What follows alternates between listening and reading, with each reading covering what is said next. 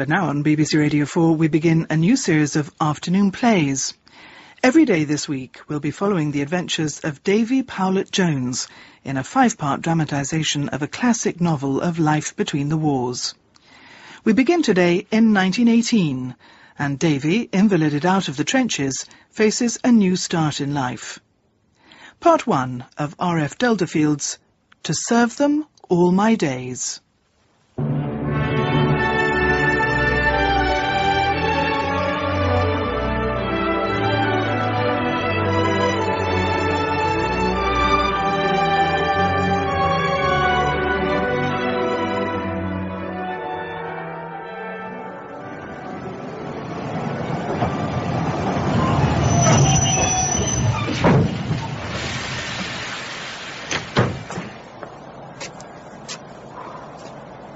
Excuse me, is this Chalacoombe Junction? That's right, sir. They said to change here for Bamfylde Halt.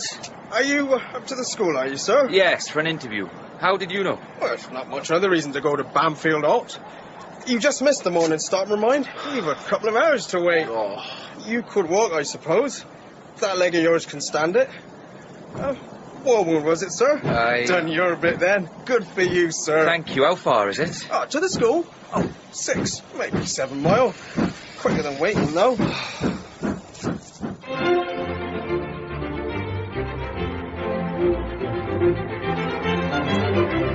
Oh, look out, man. I say. Sorry, sir. Is this Bamfylde School? Yes, sir. Just over the rise. Look, sorry, I must dash. Hold your horses, Nipper, or you'll be in Exeter before tea time. Sorry, sir. Outram's are leading 5-0, sir. Oh, that must be rattling Nicholson's. Who scored? Monkey, and Batty converted. Oh, good for Batty.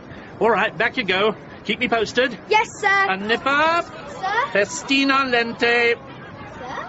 Hurry slowly. Right, sir. That's Shaw. Nobody's allowed to tell me the rugger score except Nipper Shaw. He was the smallest boy in the school when he came here, so I had to find something to make him feel of value. It worked. Rather too well, I sometimes think. Mr. Powlett-Jones, I presume? The Reverend Harry. My apologies for you having to walk.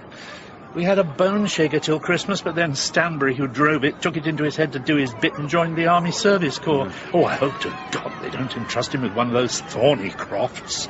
He's sure to wreck it. Enjoy the walk? Yes, thank you. The moors, I don't know, wilder than I'd expected. Good upland air, you see. Oh, yes, your Dr. Osborne explained his theories at some length, but he's right. Oh. You'll get better up here. Nothing gives a man back his sense of perspective like good, clean, upland air. Reverend Harry's... Besides, I've never met a Welshman yet who's entirely at home in town, eh? Maybe. Well, this is Bamfylde. A bit of a shambles, I'm afraid. We've never been too well endowed, and the war has put the kibosh on the renovations. Come, I'll show you.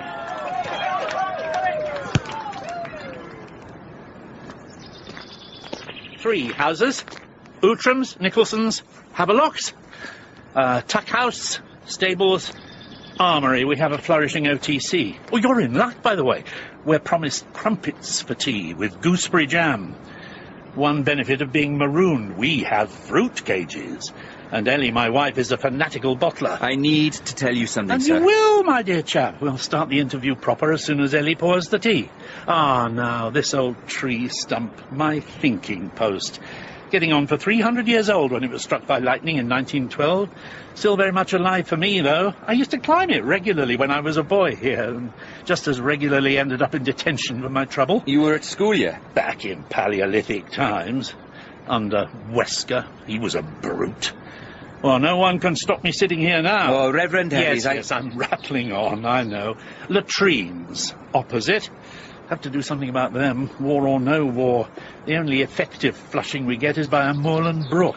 Well enough this time of year, but as you can imagine, a problem in a dry spell. And the livelier little blighters make paper boats which they sail through after first setting them alight. Gives some of the new boys quite a shock.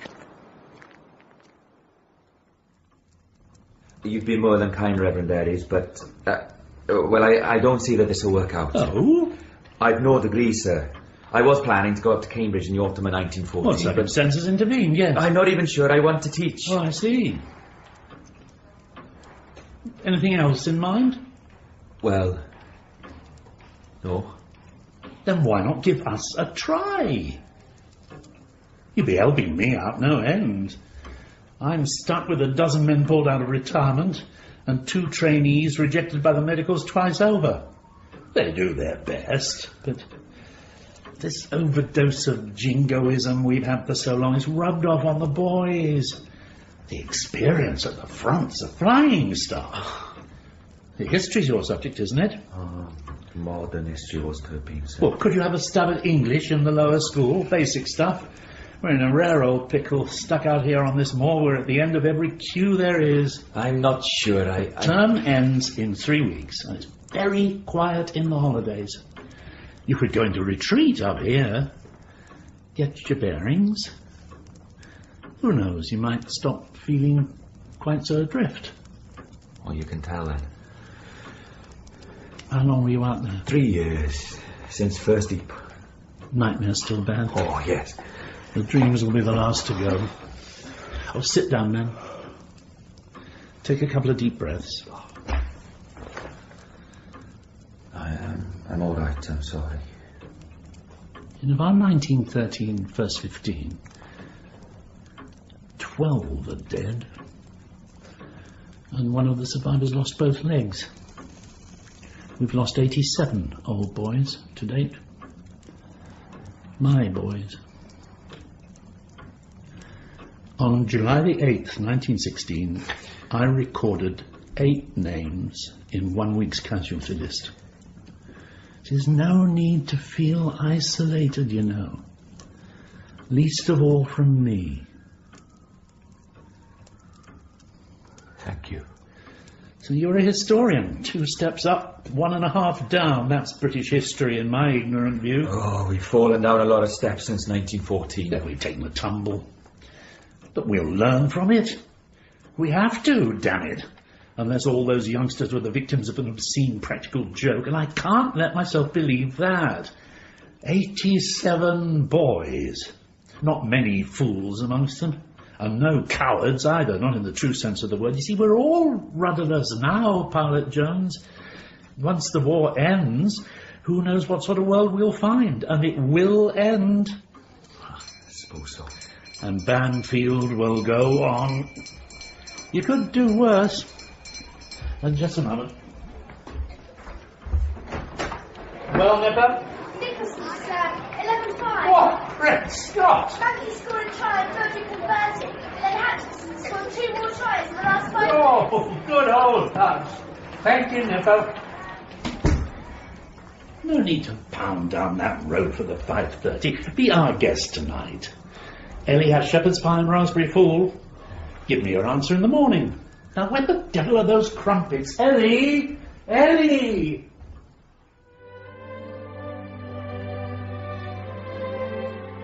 Dear Ma'am, Dad always wanted me to be a schoolmaster, I remember. He'd have been proud. It's what I need, I dare say, but can I see it through? Imagine, though, me teaching at a public school. All that tradition. They even have house servants. It's a bit alien, frankly. But then the valleys don't feel like home anymore, so I might as well be out of place somewhere I can do something useful. Bamfylde is a great barn of a place, miles from anywhere, see? Everybody has a nickname, masters and boys. So there are 2 sets of names to learn.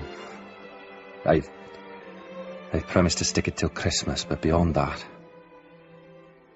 I teach my first class tomorrow. To be quite frank, Ma'am, I'd rather be going down the pit with you at... What's in it for me? Go on, I'll do your Latin prep for you. All week? That's a bit much. Sorry, old chap, can't help you. All right.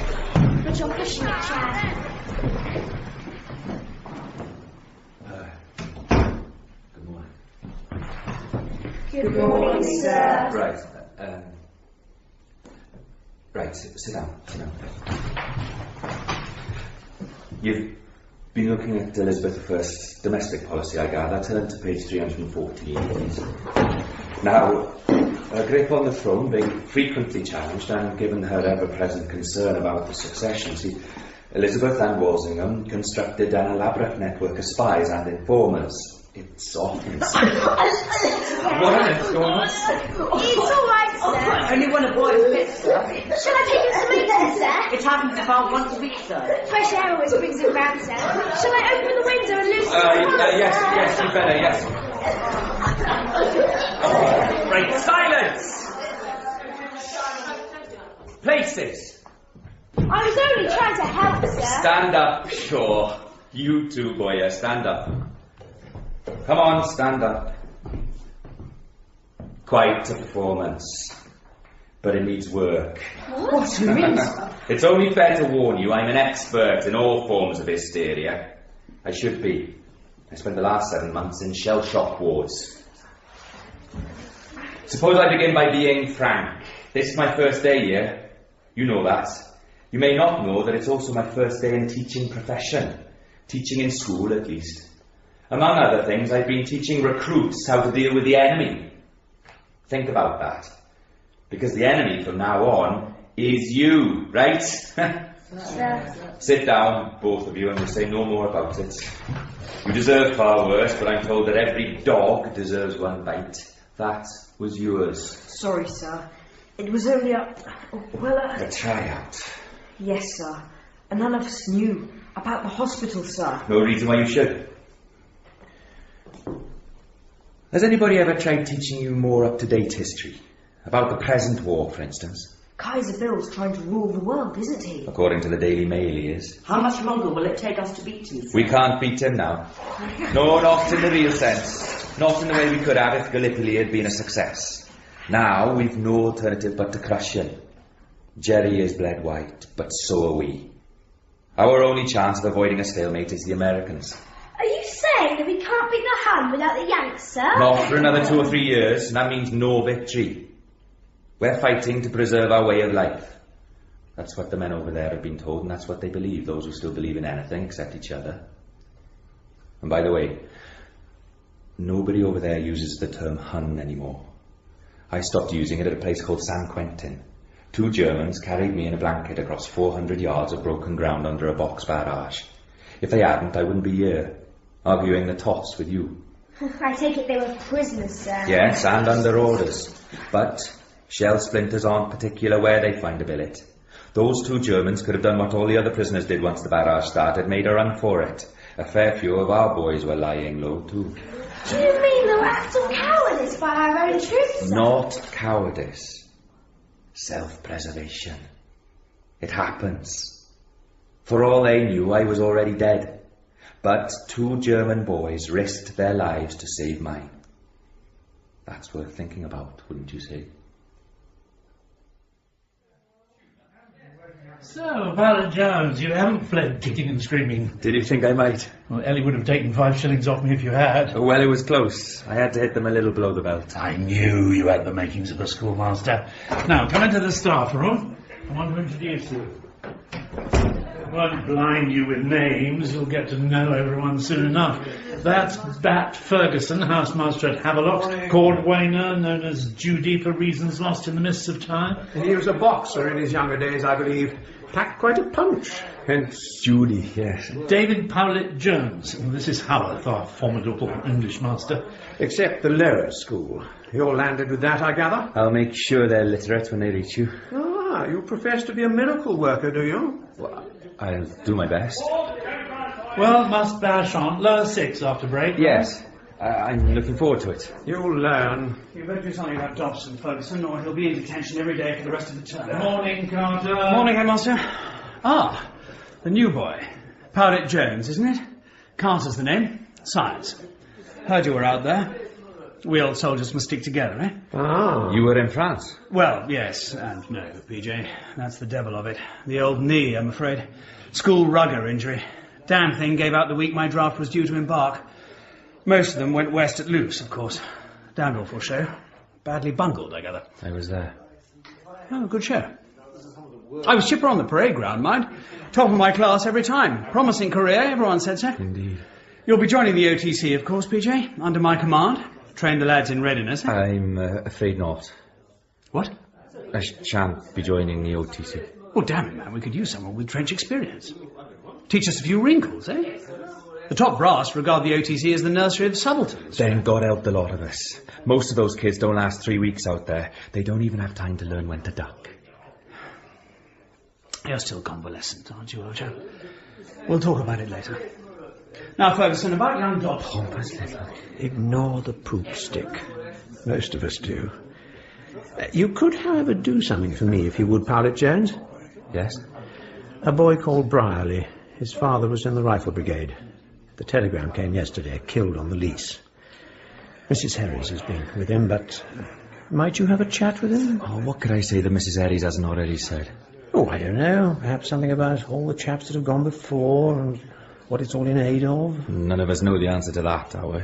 Probably not. But don't let Carter hear you say so, eh? Did you see much of him, Briarley? Not much, sir. When I was a kid, he was mostly in India or Ireland. He came here once on leave. Last autumn it was.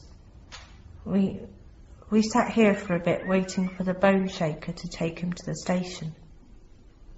Did he talk about the war? Not really. He said if anything did happen, I was to do all I could to look after the mater. Are you an only child? I've got 3 sisters, but they're just kids. Well then, you've got a job ahead of you.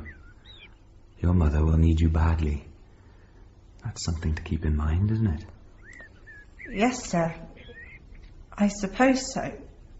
But I'm sorry, sir. Oh, there's no need for sorry. It's all right to cry, whatever anyone else says. More than all right, it's important sometimes. The telegram said... It said killed in action, sir. Does it always mean what it says? If it hadn't been that way, they'd have written died of wounds. There's a difference. Thank you, sir. That helps a bit. I better go, sir. I have to pack. Algy, the head, said I was to go home today till after the funeral. Yes, of course. Sir. Thank you, sir.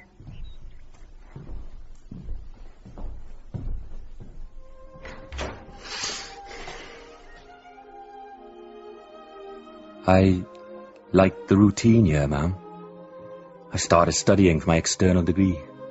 The evenings are long and it keeps me occupied. There are times when I feel certain that being at Bamfylde can't work. I'm like a fish out of water most days. But then there are other days, and there are a few kids who really want to think for themselves, and Algy Herries, the head, he's an old fox.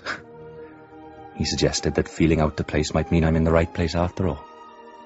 That my not being one of them is important to Bamfylde somehow. I assumed he was just trying to make sure he didn't lose another teacher, but when I thought about it later, it made a kind of sense. I don't know.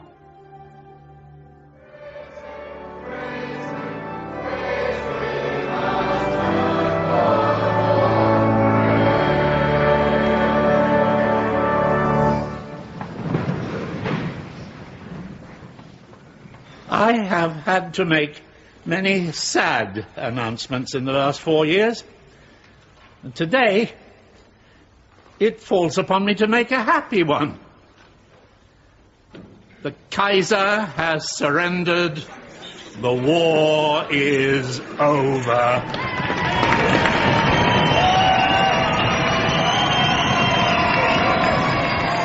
There will be a victory dinner tonight in the dining hall, and I expect you all to eat until you burst.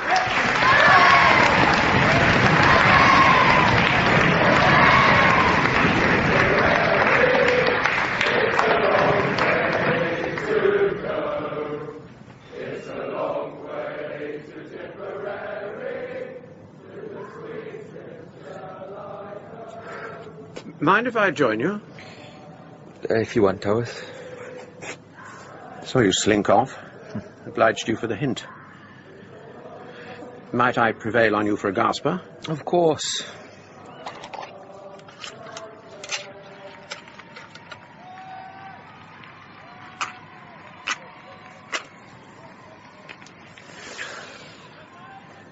I imagine you've even less stomach for it than a slacker like me. One of the brightest boys I ever taught was a lad called Bristow Senior. He wrote to me several times from France. He was going into publishing with his stepfather. Would have made a success of it, too. But he had to die. At 18. Can you tell me for what? No. Know why I survived and he didn't. Ah, that. To help other survivors head in the right direction, perhaps? But war and justice have far different laws, and worthless acts are often done quite well. The rascal's shots were better than his cause, and I was hit, and hit again, and fell. Appropriate, wouldn't you say? For a whole generation. Whose is it? Heine. Houghton's translation. Didn't Heine write a lot about love? Yes, he did. The old dream came again to me. With May night stars above, we two sat under the linden tree and swore eternal love. Again and again we plighted troth. Stupid of me. Personal significance. A long time ago. Your wife? I never married. I was about to get married when I was your age. Amy Warren. A pretty girl, Amy, in the style of the day. But she made the right decision. Married a stockbroker instead.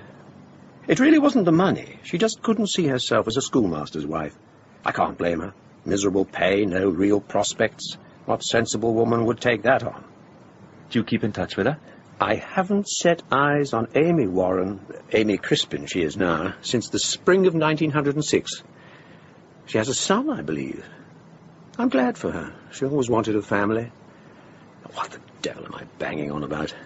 Come up to my rooms and let's drink ourselves into a stupor. Oh, I've half a bottle of scotch under my bed. Good man. I can rustle up some beer, I think, and some rather elderly sherry.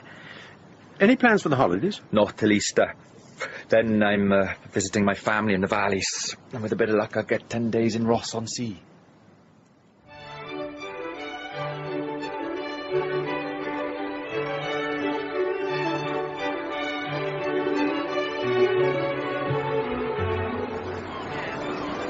I'd say hello. Hello there. Me? Could you possibly...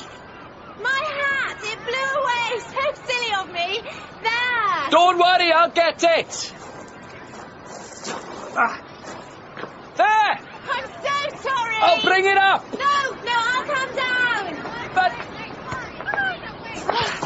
What a silly thing to do. I was leaning right out over the pier railing and I didn't think about the wind. Well, there was no need to come down. I was coming on the pier anyway. Now you've lost your tuppence. Oh, well, tuppence won't break the bank. Thank you.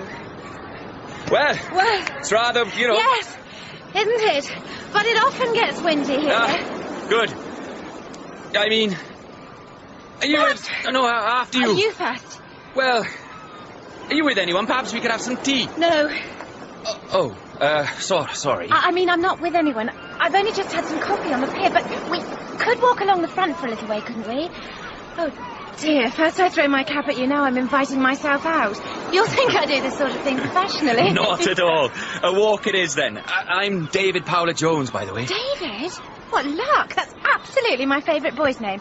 It used to be Paul until I had another look at the Acts of the Apostles. Paul was such a killjoy, wasn't he? But David was a proper old rake. Oh, Lord. Elizabeth Marwood. Beth. I shall quite understand if you want to turn and flee. How do you do, Beth? Hello, David. You're not fleeing, then? Not yet. I am glad.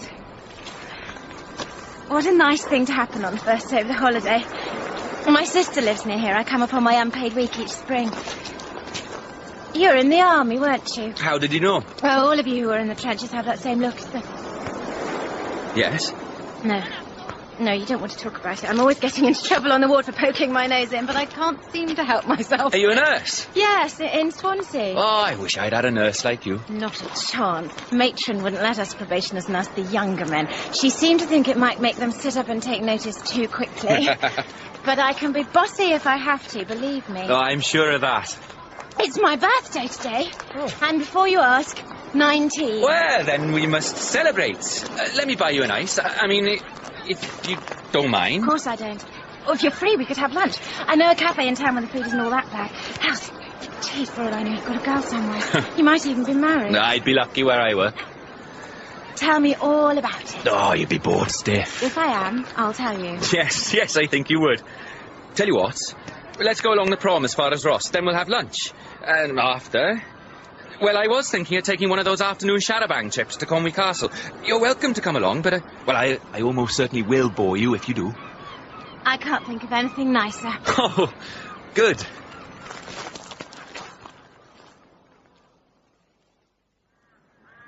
First started building in 1283. He wanted to surround Wales with an iron ring of castles. We were too rebellious for him, see? Where on earth do you put all that information, David? You don't even have to look it up. You'd be surprised how much I have to mug up when I'm taking the upper school. You don't let them see you at it, of course. They have to be bluffed. Like you. I don't believe you're bluffing. You make it come alive. You should write. Don't be daft. Lots of soldiers wrote, didn't they? Poems about the war, I mean. Owen. Yes. But they were articulate. With me, it was always as if I was experiencing it second-hand. Maybe that's why I survived and Owen didn't.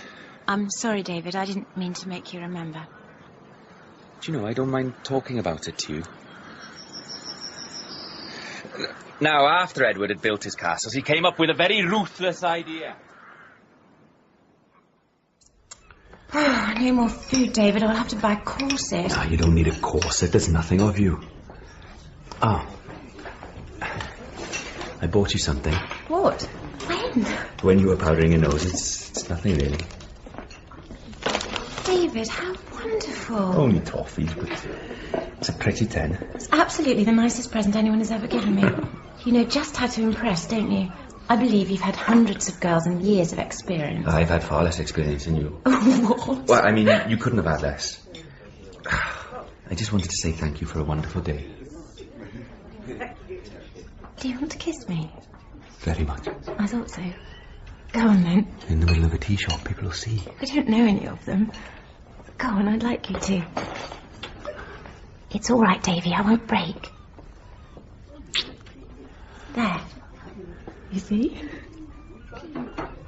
That woman with the dead fox round her neck is staring at us. Yes, but she's smiling. I think she approves. Have you had lots of boyfriends? My fair share. Nobody at all like you. All the boys I've known would have taken full advantage of the way I threw myself at you. I'd have been fighting them off by now. Oh, am I a disappointment? Quite the opposite. The war made it different for everyone, I suppose. I always felt a bit of a prude for not... I don't think it was squeamishness, it just didn't... I'm still a virgin, Davy, like you. Oh. What's wrong with that? You're not the sort to go to one of those brothels out there. You're too fastidious. You know about that sort of thing? What do you think nurses talk about in their free time? Knitting? You really are the most surprising person, Beth. Where should we go tomorrow? Somewhere you can't spend any more money. To blazes with that.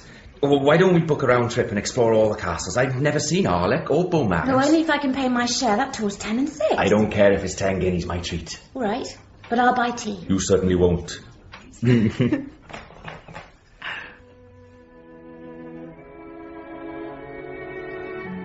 I know you're like Beth, Mum. She's very pretty. No. More than pretty. You'll just have to wait till you meet her. I'll bring her home at half-term. I won't say anything else, not yet. I need to speak to Beth first, and... well, I won't get to see her for another month. I hate being apart from her.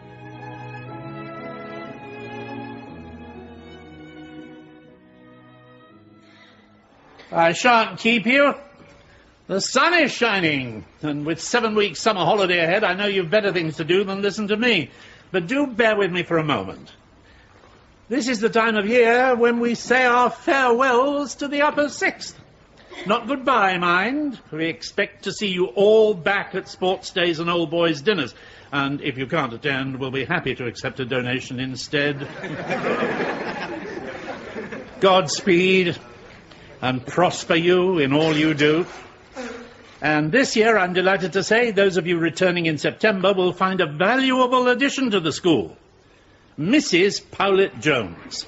I'm sure you all wish to join with me in wishing Mr. Powlett-Jones every happiness in his forthcoming marriage.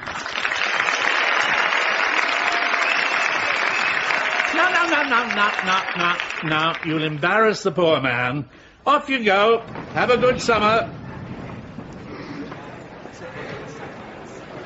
I could have sworn I saw you blushing, Davy. I was hoping to keep quiet about it. You're not ashamed of her, are you? Certainly not. Then at the round earth's imagined corners, blow your trumpet, man, as the poet says.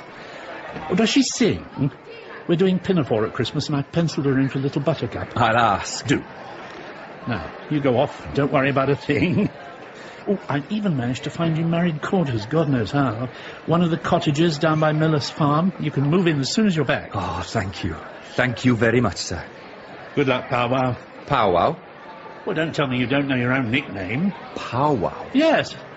I gather it derives from your consultative methods in class. It's amiable, at least, which is more than can be said for some of them. Don't stand there gawping, man. Away and mount your white charger. Powwow.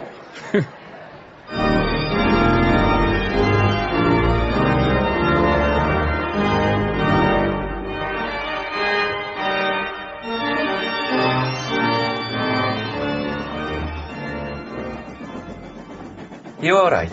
Fine, really. What is it, Beth? Tell me what you're scared of. It can't be me because you're scared enough for both of us. Yeah. It's not that. Nothing to do with you. Tell me. I can't, Davy. Oh, you were so sure of yourself at the church. You're not having... No, of course I'm not. And I'm not scared of being married. It's just... You've got sisters. You grew up in a small house just like ours. What on earth has that got to do with it? Everything.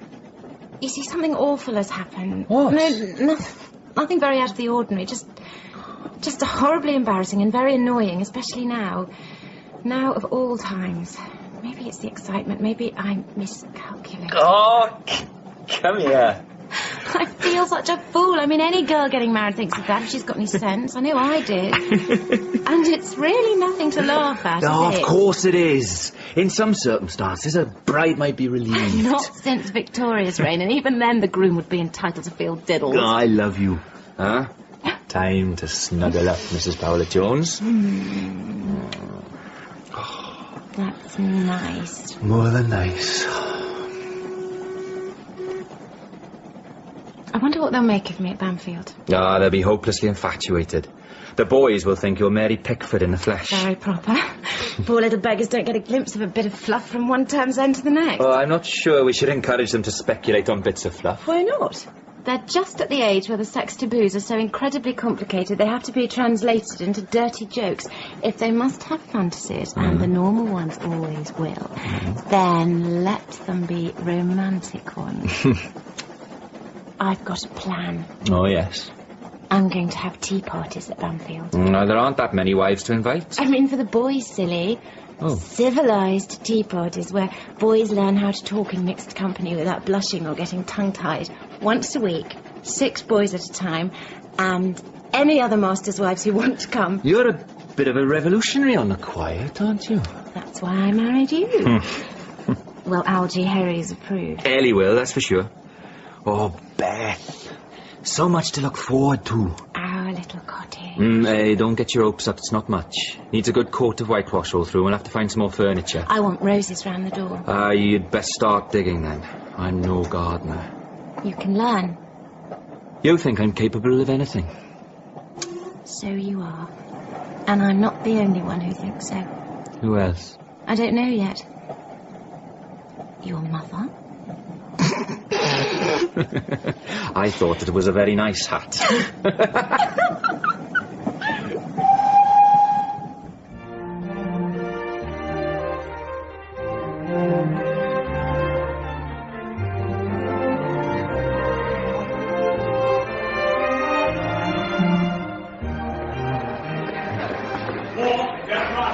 Early warning. Carter's looking for you. Oh, Lord. Ah, PJ. Chocks away. Glad I've caught you. Cast your eyes over these, would you? Alderman Blunt has donated £500 for a memorial to the Bamfylde dead. I've roughed out a few ideas. Well, they're all nice enough, but these things are meaningless. No. Why can't we have something practical, like a gymnasium or decent kitchen equipment? Because it's not what Mr. Blunt had in mind. I'm his contact with the school, and you know what you want. Well, I know what he wants. Who is Alderman Blunt, anyway? The local war profiteer. He's a very distinguished local citizen, and soon to be governor of this school. Before the war, he was a twopenny halfpenny builder's merchant. Then he got a contract to supply prefabricated huts to the army, and 6 years on, he's a magnate with 40 acres and 2 Rolls Royces. Oh, I know the type. They got their money by soaking the government when they had no alternative but to pay anything the bastards had the nerve to demand. I've got more time for conscientious objectors. Well, gift horse, though. Can't look it in the mouth. No, I slept in barrack huts men like Blunt provided. They were built of unseasoned timber that cost about 7p a foot. It was warmer in a dugout. I wouldn't want his kind of money to feed starving children. Word of advice, PJ. You're comparatively new here. You don't understand how to handle the locals yet. I do. West Country born, you see. It's in the blood. Played the right way, Blunt will end up endowing us handsomely. If that war memorial goes up, I'll spit every time I pass it. I shan't. But then I've better manners. Oh, I suppose I asked for that, didn't I? Begged for it. You'll be running short of saliva in no time. How on earth does one deal with a man who knows everything? In a place like this, find a nice little spot behind a chimney and snipe. Thank you very much, Mrs. Powlett-Jones. You're very welcome, Nipper. I especially like the bread and butter. Really? My mater says you have to be specific when you say thank you. Well, I like the seed cake. And the scones and the jam and All right, cut it on, all of you, come on. Bye, sir. Bye, Mrs. Powlett-Jones. Bye, Mrs. Powwow. Bye, you nit. Another success, Mrs. Powwow. I'll help you clear up. No, you've got marking to do. And I need to start on my Renaissance essay. Get on with it then. It's Sunday now, our day of rest. I'm beginning to wish I'd never started this degree. You need a degree, and it's only a few more months. I know, but I'm sick of living in the past. It's the present that counts, and the future. You're getting very Welsh, Davy. History's alive, Beth, and it's all one piece. I want the boys to understand their own times, but there wasn't a single question on the 20th century in last summer's Cambridge papers. I'll get round to it in time. But there isn't time, not if we waste it the way those bloody politicians did in Versailles. Any chance of a just peace was lost in that awful sordid haggling over territory and reparations. We need to get that across. In a book, an intelligent 17-year-old could follow without your name. Well, write it, Davy. Ah, don't be daft. You think I could? Who better? Now get on with your marking while I wash up. Oh, Beth? I'm all right. Now put that tray down, let me No, out. don't fuss, Davy. There's nothing Oh, wrong. very pale. I'll take you to Doc Willoughby. I've already seen him. When? What do you mean? What did he say? What's Oh, wrong? nothing's wrong. He said my condition was... Condition? Yes, Davy. I have a condition. Oh, God. What I think they call in polite society an interesting condition. Well, that's not very specific, Beth. I mean, what kind... Mm-hmm. Beth. Yes, Davy. Oh, you can't be. It wouldn't be for lack of trying. Oh, Beth, this is... Sit down, put your feet up. I'll do the washing up. Oh, Beth, this is... Oh, Beth. Twins, Davy? You're sure? Doc Willoughby, sure. Due in the spring. Oh, splendid, splendid. We've never had twins at Bamfylde. Oh, do you realise this means Ellie will embark upon an orgy of knitting? Balls of wool everywhere. I'm not sure I can forgive you for that. Oh, well, we'll be very grateful. Twins cost a great deal, I'm told, and I want them to have everything, see? Boys or girls, they must have everything. I understand. But of course, providing for them will be easier on a housemaster's salary. Becoming a prospective father hasn't addled your brains, I hope, Davy. You're giving me a house. Havelocks. Well, Bat Ferguson retires at the end of the year. There are lots of people senior to me. Cordwainer, Howarth. Well, Judy's health isn't up to it. I offered it to Howarth, of course. He gently declined on condition I offered it to you. Congratulations, Davy. I won't let you down. You'd better not. Away, dear chap. Give Beth the good news. She'll be over the moon. There's one little favour, though. Anything at all. Sadly, Bat Ferguson's sister has passed away. I don't think they were close, but nonetheless he has to be away for a few days. Would you look after Havelocks till his return, sort of trial run? Of course. Oh, there's just one drawback, Davy. That appalling hound of Ferguson's, it can't go with him. His sister lived in a flat. Would you mind terribly? Put it this way, Algy, if I can't manage a surly mongrel, I won't make much of an housemaster, will I? Just what Ellie said you'd say. I owe her £0.50.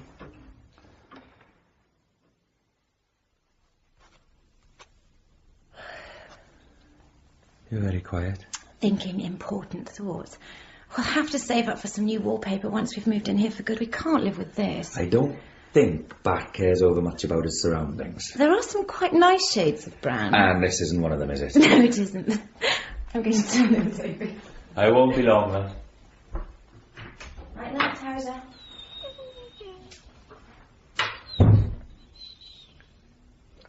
Settle down, boy. Hey, you've had your supper. You're not getting any more. Oh, do you make this much noise when Ferguson's working? Right. Charles Martel. Then Pepin Short. Then Coleman. Then... Enough! Beth needs her sleep, man. David, can you still see? My God, Towser, you saviour! Fire! Fire! Fire! Beth, come on. I'll check the doors. Are they all out to the junior door? I think so. Briarley's counting them. Go back to the cottage, Beth. I'm staying where I am. You'd be safer at the cottage. I'm not leaving you. Take it easy there. The stairs can't burn, you idiot. They're stone. Briarley, are they all out? House 18, sir. That's the lot from the junior door. What about the annex? Boya, who sleeps in the annex? Oh, think, man, think.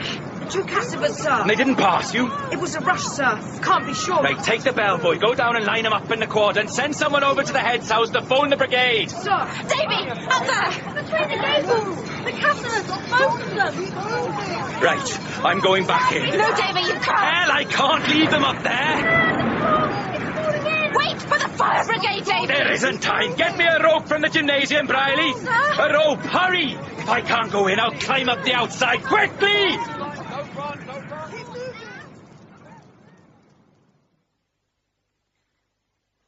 I know many of you have lost your possessions, and I dare say some prep went up in smoke, though doubtless not as much as will be claimed.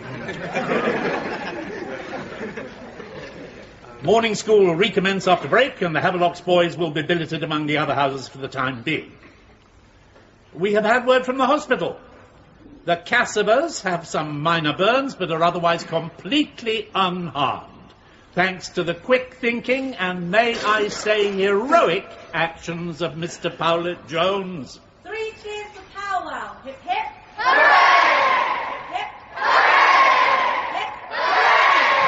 He's a jolly good fellow, for he's a jolly good fellow, for he's a jolly good fellow.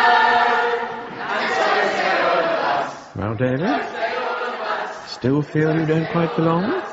For he's a jolly good fellow, for he's a jolly Well, who'd have thought it? he's a jolly good fellow. And so say all of us.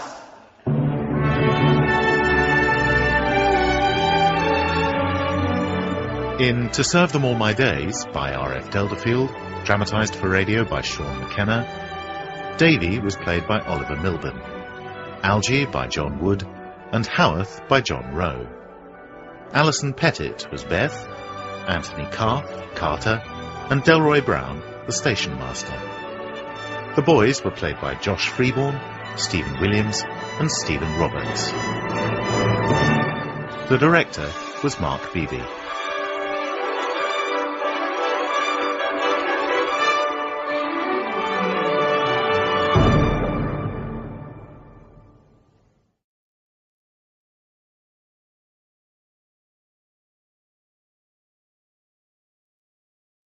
Our afternoon play now on Radio 4 is the second episode of our new 5-part dramatisation of RF Delderfield's To Serve Them All My Days.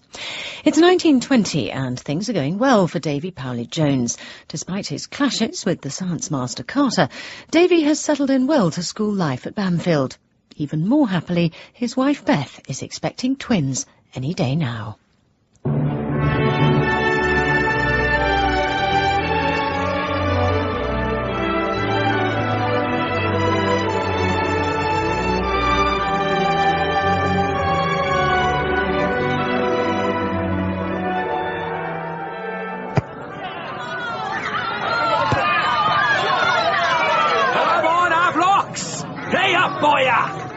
How could you miss that, man? You're in full cry, I see, David. Hello, Howarth. Chad Boyer just missed a simple pass. Tell me no more. Rugby is a mystery to me, and I prefer it to remain that way. Carter's looking for you. Oh, God. That was forward, referee! Some graffiti has appeared on the war memorial. My fault, I suppose. I was probably out there at 3 this morning defacing the blessed thing. Make allowances, David. Carter can't help having the intelligence of a door handle. I say, Peter! Quick, behind the pavilion. What is it about that man that makes me behave like a third former?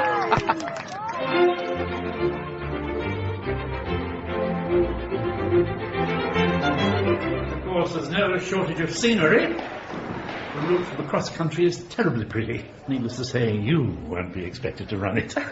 I'm relieved to hear it. Nature and I have always regarded one another with suspicion, I'm afraid. And I hope Bamfylde will change your mind. Morning, Headmaster. Ah, Davy, let me introduce Mrs. Derbyshire. I've persuaded her to join us to replace Acton. She's a refugee from the flesh pots of the metropolis. Hello. How do you do? Don't worry, you'll soon feel at home here, won't she, Davy? Yes, I'm sure. The voice of experience, Mrs. Derbyshire. Powlett-Jones and Bamfylde are rapidly becoming indivisible. Oh, I don't know about that. Ah, and here comes Carter. Yes, well, we can catch up with him later. Let me show you the rugger. PJ! You can't avoid me this time. I haven't been avoiding you, Carter. Not entirely true, old man. I want to ask you, whether you have any... I've seen the graffiti. I don't know who did it. I don't approve of it. And if I discover that a boy in my house is responsible, I will see that he's suitably punished. Will that do, Carter? Yes, perfectly reasonable, old chap. Well, were you expecting me to be anything else? Well, you know, some of the ideas you put forward in your history lessons encourage this sort of thing, don't they? Goodbye, Carter. Now, look here, I didn't mean to suggest that you were... Yes, you did. I'll look into it, as I said. Sir! Walk, don't run, boy. Oh, sorry, sir, but... Well, spit it out, Skidmore. Message from Mrs. Harris, sir. Dr. Willoughby's just telephoned. It's your wife, sir. Is something wrong? No, she just said to tell you. Sir, it's girls. Twin girls. Steady on, old chap.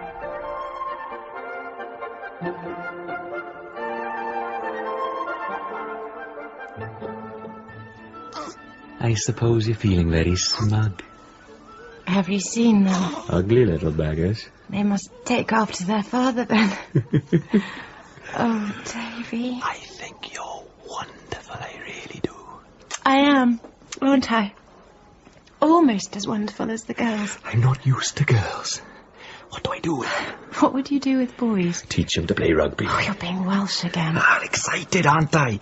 Indeed to goodness, boy, oh, that I am. Don't make me laugh. And in case it had escaped your attention, I'm not a boyo. Oh, I'd noticed, Beth, believe me. We never thought of girls, though, did we? They were going to be David and Jonathan. What are we going to call girls? Well, my mother's name is Maud, and I have an Aunt Japonica.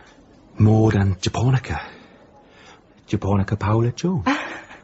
You would, wouldn't you?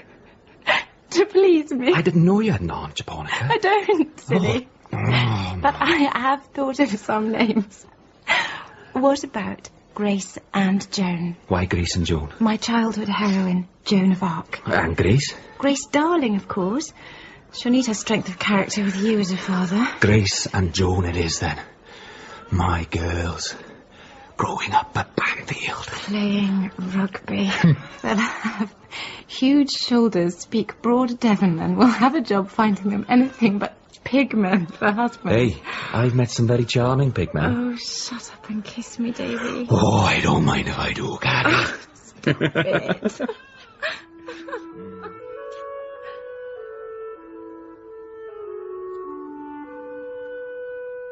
You should see them, ma'am. Grace and Joan are without a doubt the most beautiful, intelligent, and remarkable children the world has ever seen. Actually, Joan keeps us up most nights. Poor Beth's at her wit's end. Fortunately, Algy has given her semi-permanent leave from being in the school play. There's another teacher here, a Mrs. Derbyshire, who has the most beautiful singing voice. Better than Beth's, I think, though I haven't said that to her. I'm going to get Beth something to say thank you, I think. Perhaps a watch or a little locket. But it's huge, Davy. Well, it is quite old. A monster! Why on earth did you buy it? It was only £30. Marty Lyle knocked off the £5 because I'm at the school. I wanted to get you something. Because of the twins. You bought me a car. Well, it's much more practical than a watch. But hardly something I can wear on my wrist. No, and it doesn't tell the time either. But you can drive it into Charlacombe. Exeter even, if you want. We can go for outings on Sundays and in the holidays. It'll stop you being stuck out here all the time. I don't mind being stuck out here. Oh, do you like the colour? It reminds me of that brown in Ferguson's rooms when we first took over Havelock. It'll be useful for the girls. Doctor's appointments and all of that. You always think you can get round me by mentioning the girls. I can't drive, Davy. I'll teach you. You won't have time. Get your coat. First lesson in 5 minutes. Come on, hurry up. Yes, sir. Right away, sir. Come on.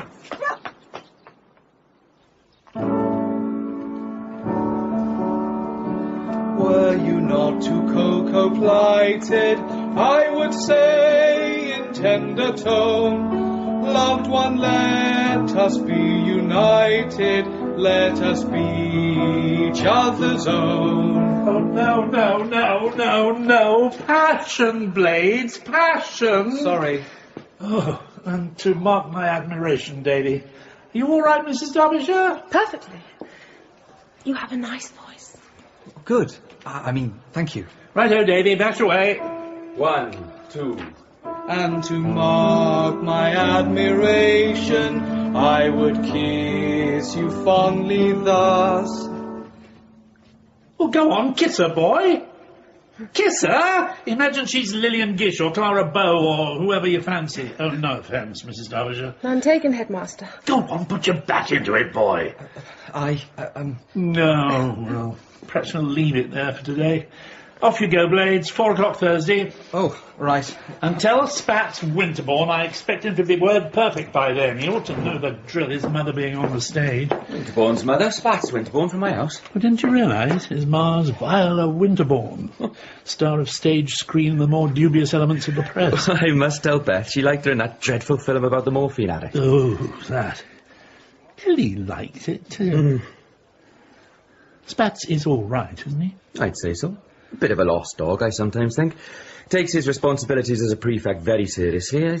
He's rather a quiet boy. And with a mother ready to give her opinion on anything from the afterlife to the black bottom, I expect he prefers being quiet. Now, come on, Blades, off with you. Haven't you got prep to do? Yes, sir. Well, thank you, everyone. That's it for tonight. Oh, good. I promised Beth a driving lesson. Again, you're a tartar, man, a tartar.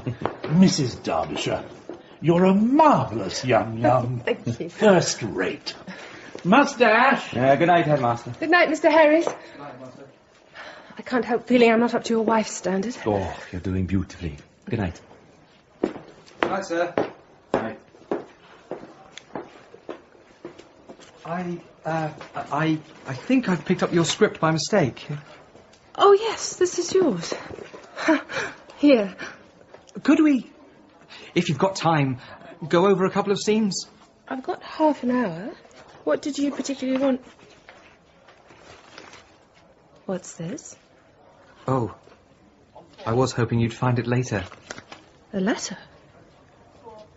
Why are you writing to me? Read it, please.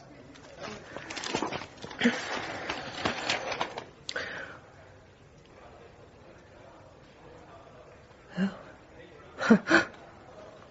Oh, I see. It's impossible, you must see that. At least you didn't say it was ridiculous. You know, I should report this to the headmaster. Will you? Not if you promise to forget about it immediately. I can't do that. I mean every word. I'm sure you do, and I'm very flattered. I shan't report to you, but nor will I mention it again. I suggest you do the same. Off to prep now. Can't we talk about it? I think it would be better if we forget about it. Prep. Now. All right. Julia. Mrs. Derbyshire. Mrs. Derbyshire. Good night.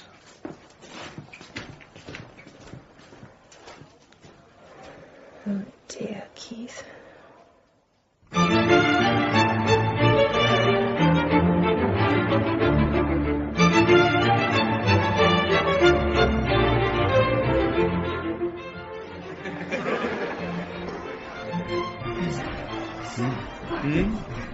There's been a mistake in parcel handout, sir. This isn't an Outram's parcel. It's for Voss. He's in Mr. Powlett-Jones's house. Oh, why come to me, Dobson? Take it straight across to Havelock's. Face down the Red Menace. Enter the gates of the Kremlin. Yes, sir. Carter? Ah, PJ. Didn't see you there. So I assumed. Beg your pardon? Red Menace. Kremlin, Carter. Oh, just my little joke. Did you make jokes sometimes? Not that sort. What are you driving at, old man? Well, you know bloody well that was a personal jibe at me. I made a small joke at your expense. How many of you made it mine? I won't discuss this in a public place. Damn well will. Unless I get an apology. You've got a nerve. Coming here, foisting your filthy principles on impressionable boys. What? You don't belong here. If I had my way, you'd be out on your ear. I don't think the governors don't know what you're up to. Oh, you've told them, I suppose. Yes, I have. Twisting facts to support class hatred, that's not history, it's Bolshevism. And damn unpatriotic. Oh, I suppose it was unpatriotic. Spent 3 years in the front line, fighting for trench dodgers with Gary Lee. You bastard! Go on, hit me, I dare you. Damn well will. Go on.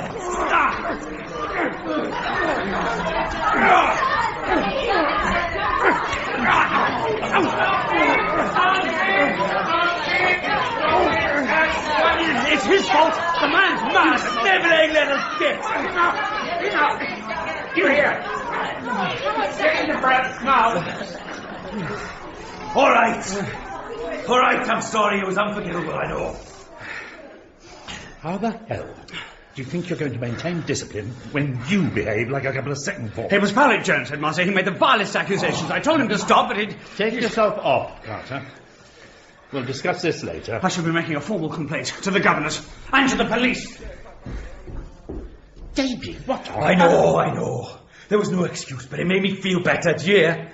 Perhaps he's right, perhaps I don't belong here. Davy! Don't worry, headmaster, my resignation will be on your desk in the morning. Davy, don't be ridiculous! You're being ridiculous. So everyone keeps telling me. I'm going to look for another job. What will you do? Be a postman? I'll teach, of course. Do you think you won't find a carter in every school? No. Your tactics were amateur, Davy. I've had all I can take of that man. You started it. I won't work with him, Beth. You gave him an opening. I'm not ashamed of being working class. I won't apologise. It's nothing to do with being working class. Oh, of course it is. He started as an officer. I was an enlisted man. It all goes back to the war. Not the war, you ass. Your war record. You were decorated. You made your way up to being an officer. You think Carter could ever have done that? He's jealous as hell. Still, he's right. I don't belong here. Davy, if anyone ever belonged anywhere... No, I don't. Not really. Go ahead, then. Resign. But I thought when I married you that you were the sort of man to see things through.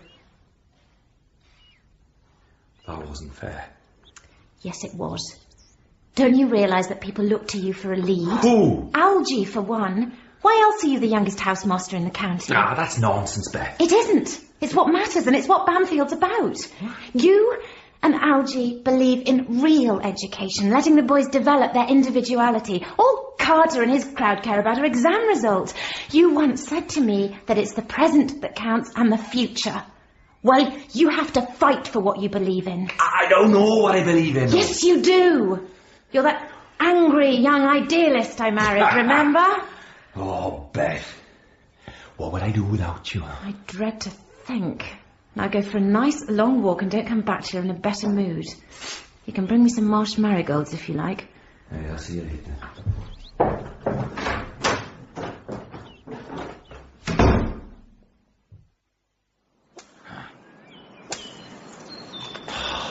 Ridiculous, man.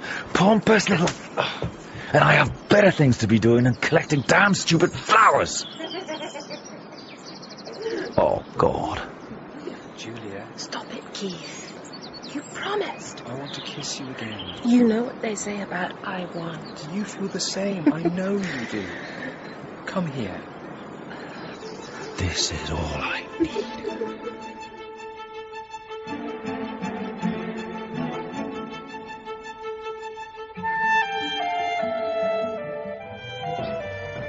Aren't you any happier? You look like you've stepped on an adder. Not an adder. Where are the twins? In the garden.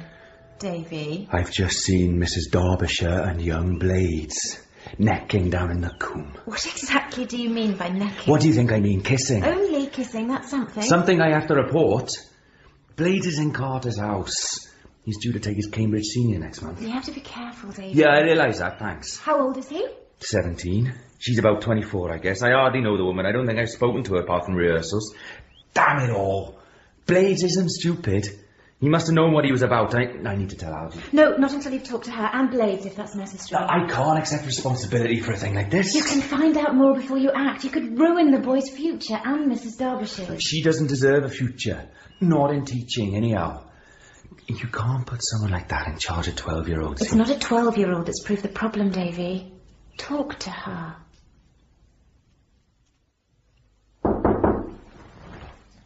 Who is it? Powlett-Jones, Mrs. Dobson. Hello. Have I missed your house? No, it's nothing to do with the play. Oh dear, you look very serious. There's no nice way round this, I'm afraid. I saw you and Blades in the coombe last night. Ah. I take it you weren't rehearsing the Mikado? No. Have you been to the head? Not yet. Will you? It depends. Yes, of course.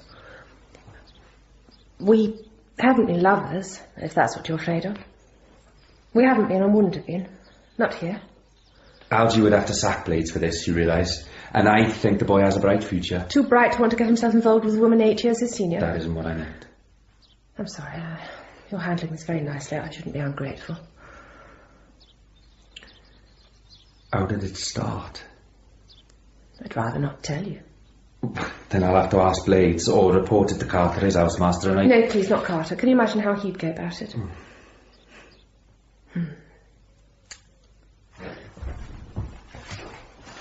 Keith wrote me a poem. It was rather good. A pastiche of Herrick. When as in silks my Julia goes, then methinks how sweetly flows the liquefaction of her clothes. That's my name, Julia. Did you know? Yes, I know that. I told him it was ridiculous. But no, actually, the word I used was impossible. He was upset. He needed to talk. It would have been careless not to listen, to try to comfort. Forgive me, but wasn't that carrying comfort a little far? I've no excuse. I know that. You were in the war, weren't you? See that photograph by the clock? Would you pass it to me?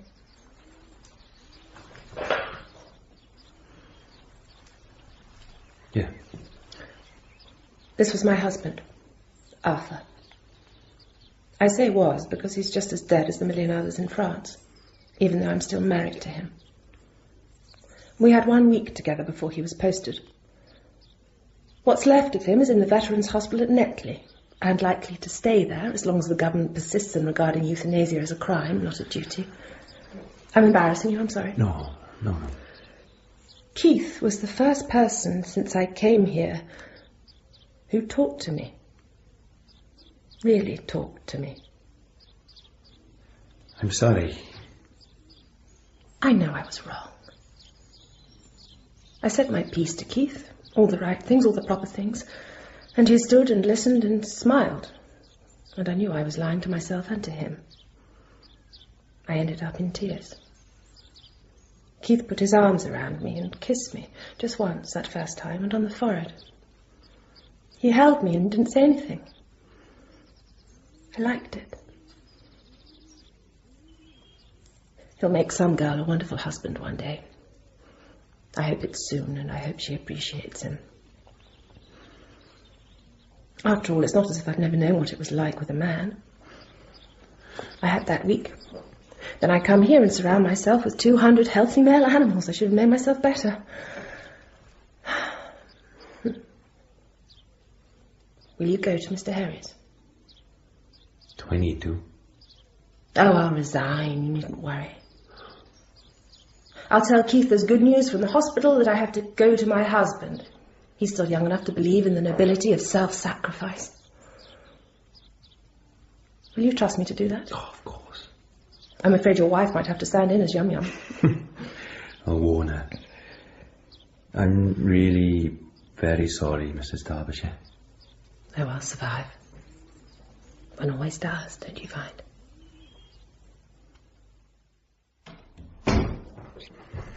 Well? Oh, you were right as always. She's leaving. Good. There's a note for you. One of the Outram's boys brought it over. Carter? Yes. An apology? I suppose. I should not have lost my temper in that fashion. It was unprofessional of me. He doesn't actually say sorry at any point. What do you want? The moon? Write a note back. I'll get Voss to drop it over before supper. And we can all go to bed happy. I don't feel much like burying the hatchet except in Carter's head. Davy.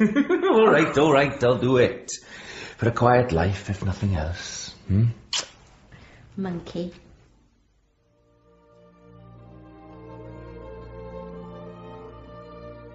I found a grey hair this morning, ma'am. I was mortified, but Beth just laughed. Did that start going grey early? Beth said it would help my teaching career if I looked distinguished, but I don't think it's right. The twins are fine and send their love. Now they can talk, they never stop. They keep asking when we can come back to visit.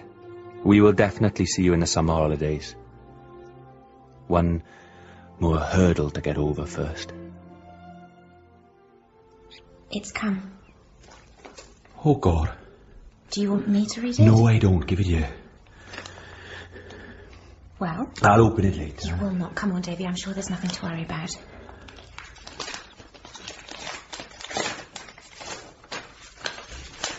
Davy? Oh, Lord. Oh, Lord. They haven't failed you. Have a look. Dear Mr. Powlett-Jones, you're pleased to enclose the final results of your external degree. A first. Davy, you got a first. Oh, that's what it says, yes. A first. Oh, I knew you could do it. Oh, I do love you. I want your permission to let slip the news of your splendid achievement in the staff room. Oh, that's hardly necessary. It's an external degree, after all. Judging from my time at Oxford, I think they work you harder for external degrees. And I can't wait to see Carter's face when he hears. He only managed a second. Did he now? I've always admired that particular shade of puce he goes when he's furious. What do you think?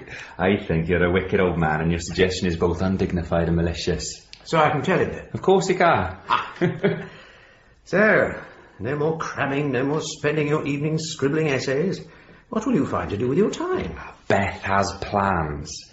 She's got it into her head that I should write a book, a history book. Something approachable and interesting without being lurid. Ah, what I could have achieved with a good woman to chill me onwards. Daft. All that work with no guarantee anyone would ever read it. Who'd want to publish me? But if you were to do it, do you have a subject in mind? Oh, yes. Margaret of Anjou. Now, there was a woman. A tigress. But I'm not going to write a book. You doing anything special at half-term? A few days in London. I have tickets for Under the Balcony with Viola Winterbourne. Oh, that had good reviews. I saw her in the Shrew last year. It suited her. A pity Spats doesn't have her talent. He was hopeless in the Mikado last Christmas. But don't change the subject, man. I want to know more about this book of yours. Oh, Beth's spoken to you, hasn't she? Possibly. The pair of you can stop plotting. I'm not writing a book.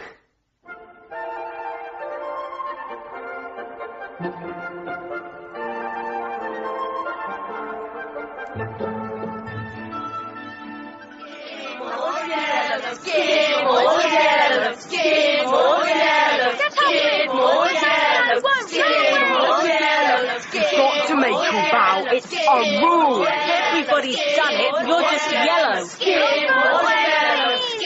What the devil's going on here? Pow wow. Huh?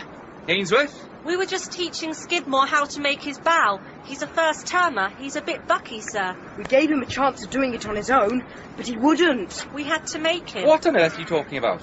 You know, sir, everyone has to bow to the founder's statue in their first term. It's a tradition. I don't give a fig for that kind of tradition. It's just an excuse for bullying. But, sir... The next time I see you roughhousing a new boy, I'll devise a tradition of my own and you'll be at the receiving end of it. Is that clear? Yes, Right. Off you go. Oh, Skidmore. Yeah? It's all right, you've done nothing wrong. But why did you stand out against them? Wouldn't it have been easier to make the bow? No, sir. It's like an image, sir. You don't bow to images. It's in the Bible. Are you pulling my leg? No, sir. What's your father, Skidmore? A minister, sir. What denomination? Wesleyan Methodist, sir. I see. All right, Skidmore, off you go. Everything all right, sir? Yes, thank you, Chad. Only Skidmore's in my dorm, sir.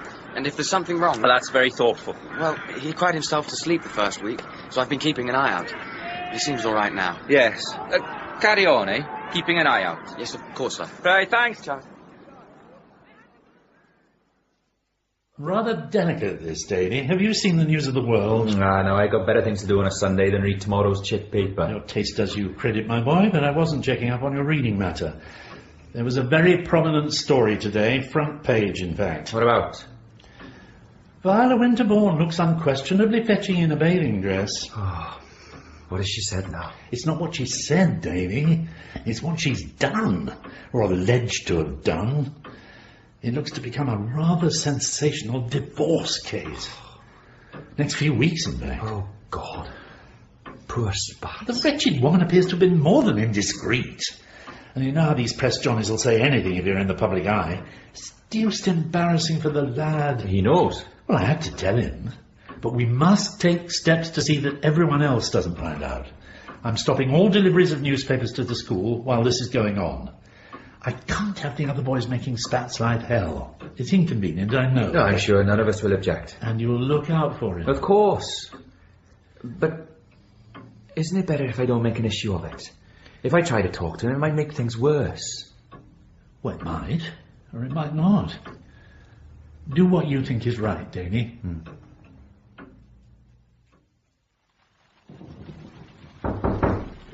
We have a visitor. At this time of night.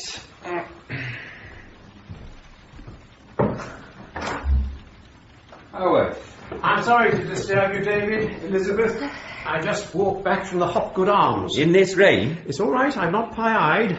I did not walk back alone. Now I am intrigued. If that means what I think it means, Elizabeth, then I fear I must disappoint you. Shame. I'm too old and too tired for all that, my dear. Then I must make you up a tonic. My companion on that homeward journey, David, is waiting outside your door. Boyer? Oh, sir. Chad. You are doing so well. I found this, soon perhaps to be ex-prefect, in the public bar, drinking half a pint of beer, no less. In uniform? Boyer? Actually, no, sir. Not in uniform. Then what were you wearing? I'll leave you to it. He's already upset my digestion quite enough for one evening. No, thanks, Howarth. Good night. Well, what were you wearing? A smock, a felt hat and a false beard, sir. God in heaven. Mr. Howarth is a real sport. He waited till I left before he collared me. I thought I got away with it. But why on earth are you going to be wearing... I don't really know. Exhibitionism, perhaps. Oh, exhibitionism, my good right boot. Don't quote fancy Freudian words at me. How can I keep you on as house prefect now? Sir, but... Don't interrupt me. But you have to see this. It's the news of the world, sir. It was in the pub. There's a lot in it about Winterbourne's mother. Oh, Lord. There's a very spicy bit about how she felt when she slept with her fancy man. Hey. Sorry, sir, but everyone was talking about it in the pub. They know Spats is a pupil here, you see. You haven't mentioned this to him, have you? Of course not. How does he seem to you? All right. I told him he was picked for fly half in the house match on Wednesday. It seemed to cheer him up. I warn the head. All right, boy, thank you. We'll leave the other business in abeyance for the moment, but consider yourself warned. Yes, sir. It won't happen again. I trust not. Now cut along.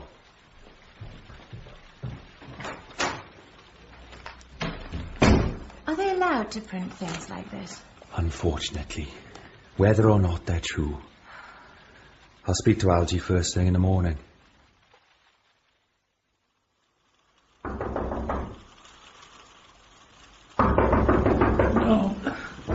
Oh, yeah, all right. All right, I'm coming. I'm coming. Headmaster. Davy? What on earth, sir? It's Winterbourne, Headmaster. He's gone. What do you mean, gone? See, the bed wasn't slept in, sir. I got up early to cram for a test. He must have slipped down the fire escape in the night. I'm sorry about the time, but I thought that... No, absolutely right. What do we do? Well, the first thing we do is stop panicking. But it... Slow down.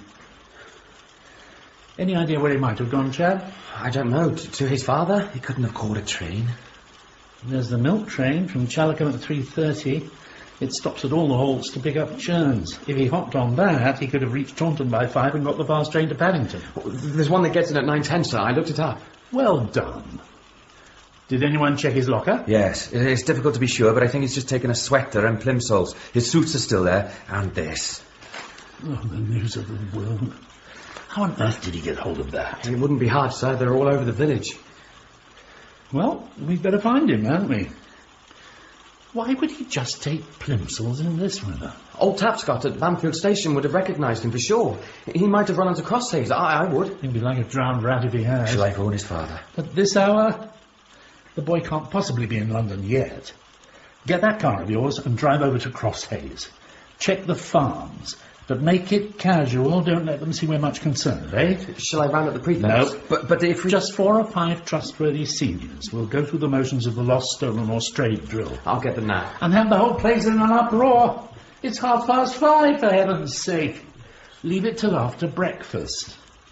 He won't have gone far. Damn it, you can hardly see 3 feet in front of you in this rain. Headmaster, you don't... No, I don't. Calm down, man. Winterbourne's not the time to do something silly. I hope to God you're right. But this is not the first time a boy's run away from school, PJ. Even, believe it or not, from Bamfylde. Boyer, you come back after breakfast. I'll have mapped out some likely routes. Davy, you go and have some hot coffee. And then take the car out. We'll rendezvous back here at midday. Right.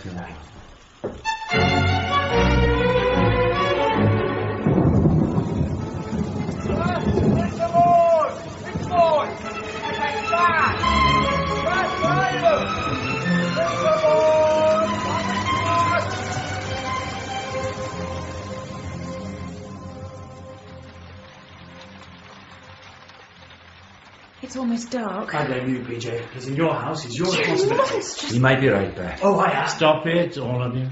We're going to have to get the police in on this, Headmaster, despite Winterbourne's father. You know, I'm beginning to understand the boy's problem. That man might have been discussing a lost suitcase. Well, it's actually not so wide of the mark, is it? Looks smart enough, but not much inside. Carter, please. Well, I'd hardly call this intelligent behaviour. Won't the papers get hold of it if we call the police? Well, can't be helped. We'll have to report him missing. I dare say we'll get a wigging for not doing it earlier. But you're still not really worried, are you? No. I'm extremely irritated. I'm very concerned about him being out on a night like this. But when you've been here as long as I have, you come to rely on that little barometer up here. Well, there's nothing more we can do tonight. I suggest we all get a good night's sleep and start again at first light. Good night. Good night, Headmaster. Headmaster. Don't worry, David. He'll turn up. Bad pennies always do. Come along, Carter. You're worried sick, aren't you? Of course I am. I could strangle Viola Winterbourne with one of her own silk stockings. It's all right. Calm down. Oh, you'll catch pneumonia out there. Algy's right. There's nothing you can do tonight. I could take the car out. You do no such thing. Not until first light at the earliest. Oh, hell. I was supposed to drive the twins into Chalcombe tomorrow for their inoculations. I'll cancel it. You need the car. No, better not. That diphtheria scare is still on. No, you drive into Chalcombe, I'll manage. You're sure? I'm as sure as I am of anything now. There's me, Davy. You can be sure of me. I know. And I thank God for it.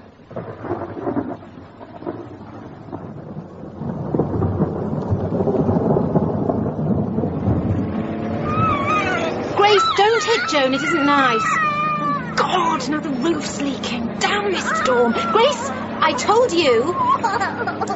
Shall we sing a song, make the rain go away? I know, come on, you know the words. 3 little maids from school are we. How does a schoolgirl world should be? See, that's us. 3 little maids.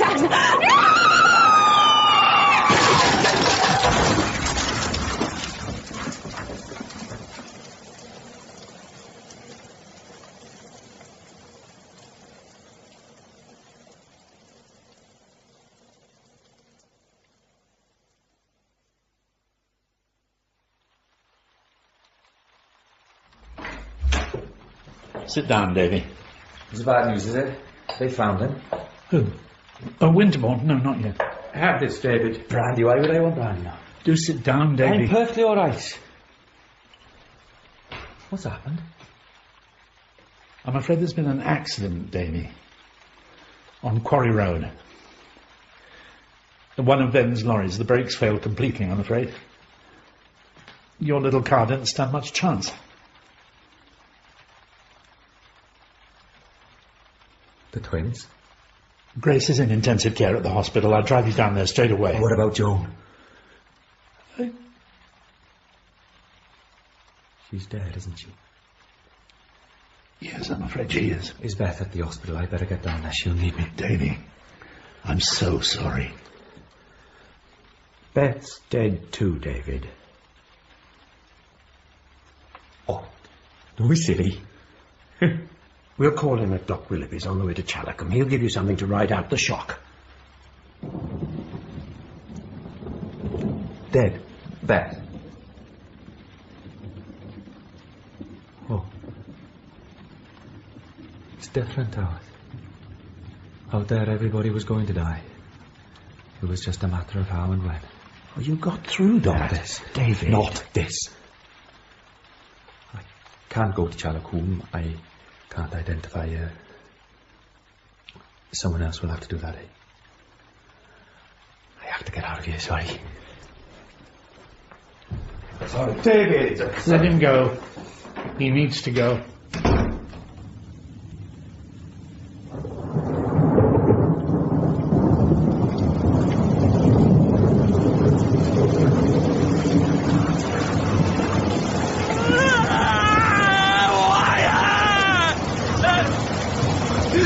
Why not me, you bastard? Why not me? You didn't deserve it.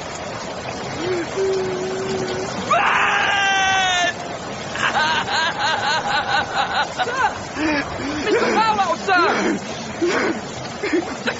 You're drenched through, sir. It's a hell of a storm, isn't it? Never seen one like this before. This way, sir. Over here. Over here, sir. Come on.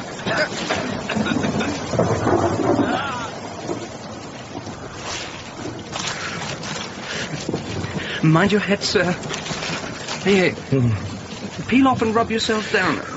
I've got a towel somewhere. It's a bit grubby, I'm afraid, sir. Here. Sir? You better get dry, sir. Winterbourne. I've got some things here. It might be a bit small for you, sir. Oh, you've been here all the time, haven't you? Oh, yes, yeah. I found this place last Easter. I often come here when I need to get away, sir. Suppose you were out looking for me. Everybody is, including the policeman. Oh, well, I'll be sacked anyway. Were you lost, sir? Yes. Yes. Yes, I was lost. Has something happened? Sir? My wife was killed this morning. Oh. I've got some whiskey here. Please, sir, drink some. Oh, it's all right. I'll hold the bottle steady. Just a sip at a time. Easy, sir. Easy. Oh, she wasn't out looking for me, was she? Oh, no. No, she wasn't looking for you.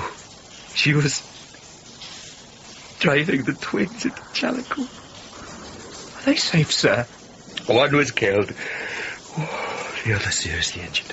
Oh. I dare say she's dead by now. We'd better start back. It'll take an hour, even with... I want to stay here. You have to know, sir. Let me stay here. You can't. Go, Winterbourne. Your daughter needs you there, sir.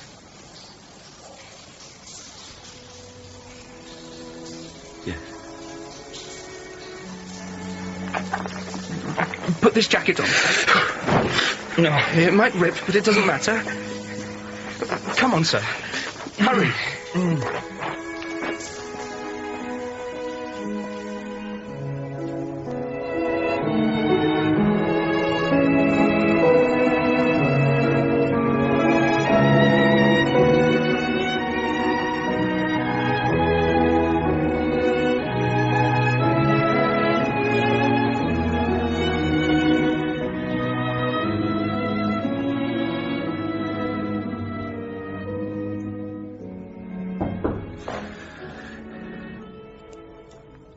Come in. Am I disturbing you? God knows I could do with the company. Sit down, Chad. You can stay till silence bell. Would you like a cigarette? Thanks.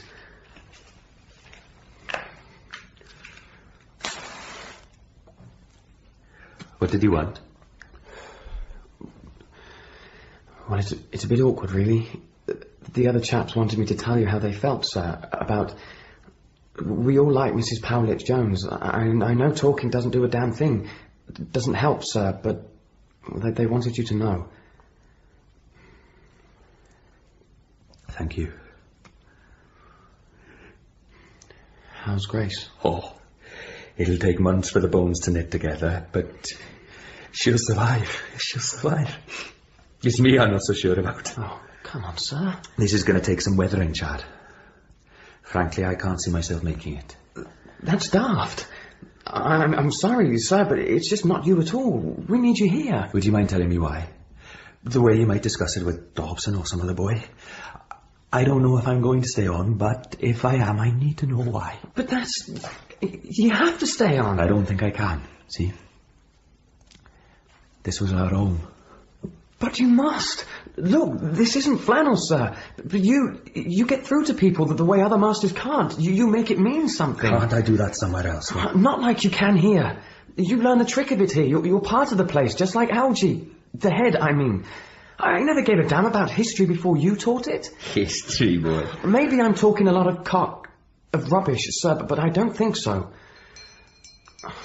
There's the silence bell. I have to check the junior dorm. Thanks for the cigarette. I won't tell anyone.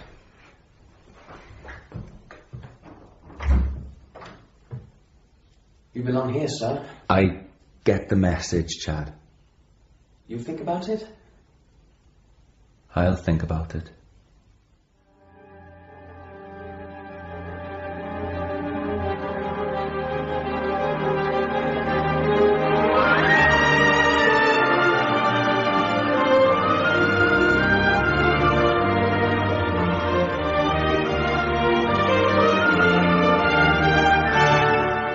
In Part 2 of To Serve Them All My Days by RF Delderfield, dramatised for radio by Shaun McKenna, Davy was played by Oliver Milburn, Algy by John Wood, and Howarth by John Rowe. Anthony Calf was Carter, Juliet Aubrey, Julia, Alison Pettitt, Beth, and John Cummins, Keith Blades. Anthony Glennon played Spats Winterbourne, and Nick Sace, Chad Boyer. The boys were played by Josh Freeborn, Stephen Williams, and Stephen Roberts. The director was Mark Beebe.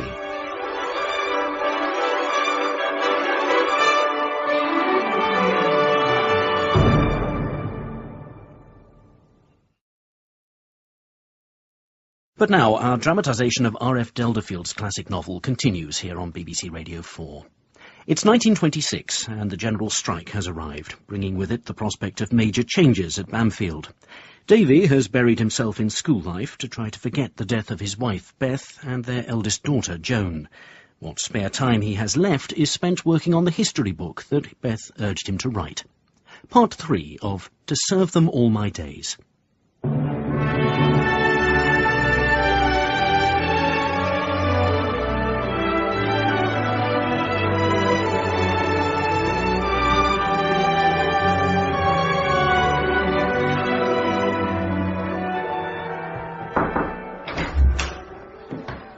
Hope I'm not interrupting, David. Glad of it, Howard, frankly. Come in.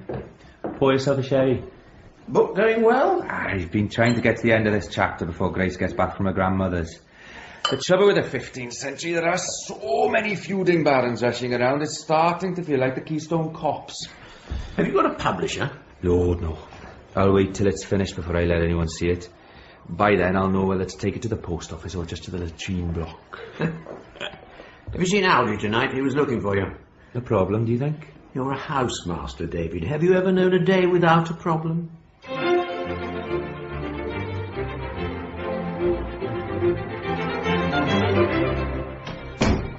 Is something up, Bedmaster? No, dear boy. Well, yes, I suppose something is up, as you put it. Me, Davy, my time is up. Ah. I'm retiring. I should have gone long since, of course. Made way for a younger man, new ideas. There's nothing wrong with your ideas. That's very kind, Davy, but not everyone thinks so. No, the time has come for me to gird my loins for life without Bamfylde. I can't imagine it. What will you do? I'll be over the hill. Never. No, I mean it literally. We've taken a cottage at Yatton under Edge, just over Chalford Hill. Ellie will flourish as a pillar of the WI.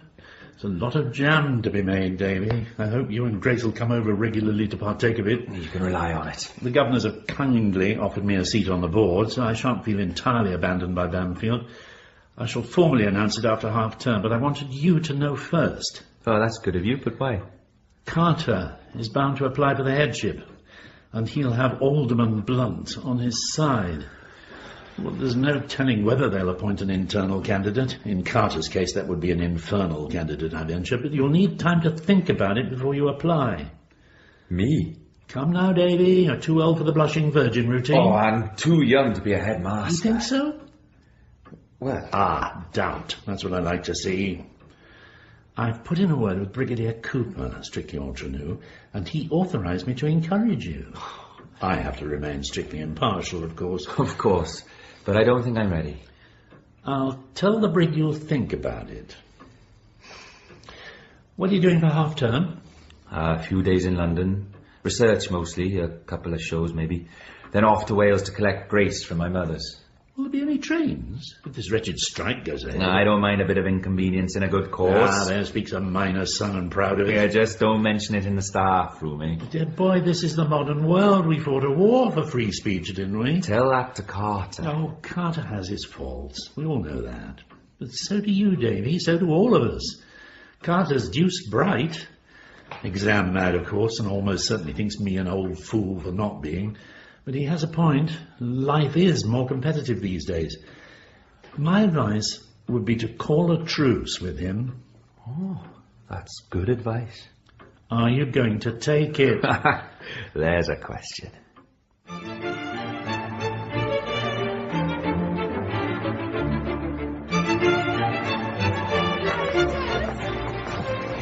I said, Mr. Powlett-Jones. Hello.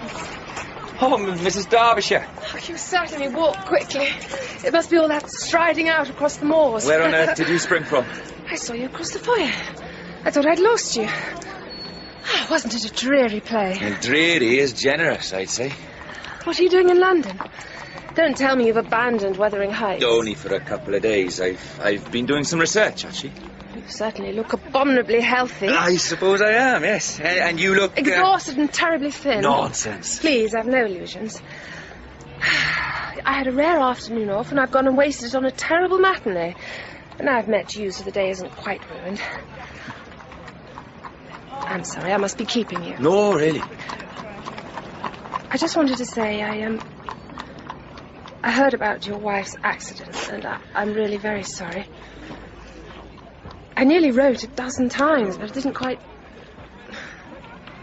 Well, to be honest, I wasn't sure you'd welcome a letter from me after everything that happened the last time we met. Oh, that's long forgotten, after. You'll be pleased to know I haven't fallen for any more schoolboys. Anyway, that's all. Nice to see you again. I was popping into Lyons for tea. Won't you join me if you have time? I have time. Are you sure? Excellent scones. Not bad. No, they are excellent. That was a little bit of professional bitchiness, I'm afraid. I manage a rather fashionable tea shop in Old Bond Street these days. Oh. This place is the competition. Quite a change from teaching. The pay's a lot better, too. The waitresses are a nice bunch of kids, and I get a free hand running it. Every now and then a celebrity pops in and gives me the illusion I'm back in the swim. The wide open spaces were never for me, and I was an idiot to think that they were. How's your husband? He died during an operation about a year after your wife. I'm sorry. It was a relief for both of us. He was never out of pain. Your loss was very different. More tea? Thanks.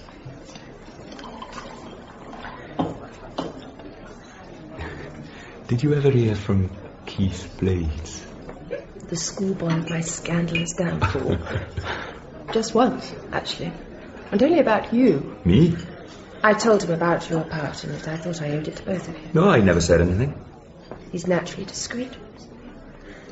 I doubt he'll ever mention it until he meets the right girl, marries her, and lays his murky past on the table the way men do when they've sown their wild oats. Shall we share that last scone? All right. Your daughter. Great. How old is she now? 4? 6, I'm afraid. Oh, dear, Tempest is fidgeting madly, isn't it? Does she remember the accident? Yes. She's recovered well, I think, though she has a slight limp and always will. And she remembers her mother? I asked her that quite recently. She remembers 2 things. Beth singing and the tea parties. Grace has decided she wants to take over giving tea parties for new boys. At 6? How lovely. Will you let her? I don't know. You should. Well, yes, perhaps I should. I've enjoyed seeing you again, David, but I should go now. Are you sure? Quite sure. But if you're in London again, do come to the shop for tea. My treat. Well, I should be up quite often, I expect, for research. Beth wanted me to write this book, see? It still hurts dreadfully, doesn't it? I'm more or less over it in every practical sense, but I can't imagine ever forgetting. One never does. But you move on, you have to. Yes. Whereabouts in Old Bond Street is your tea shop?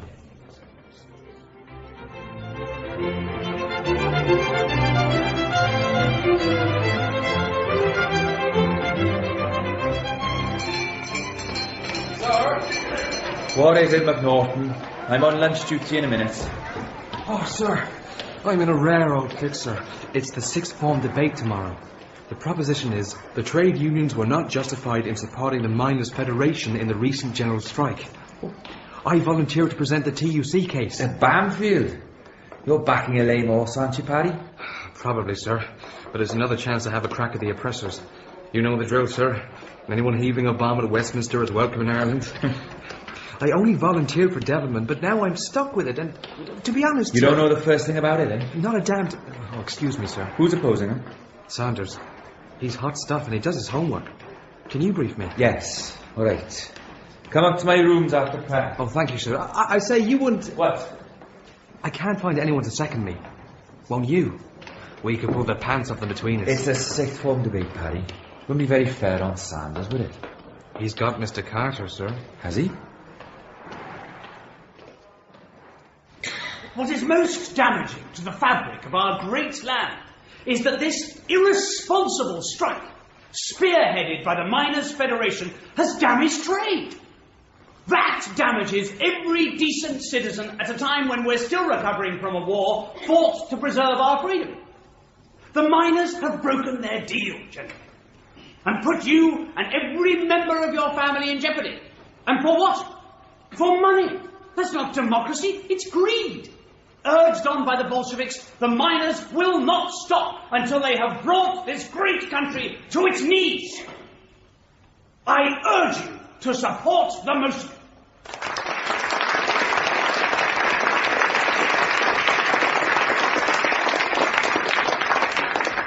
Thank you, Mr. Carter. Now I call upon Mr. Powlett-Jones to second Mr. McNaughton.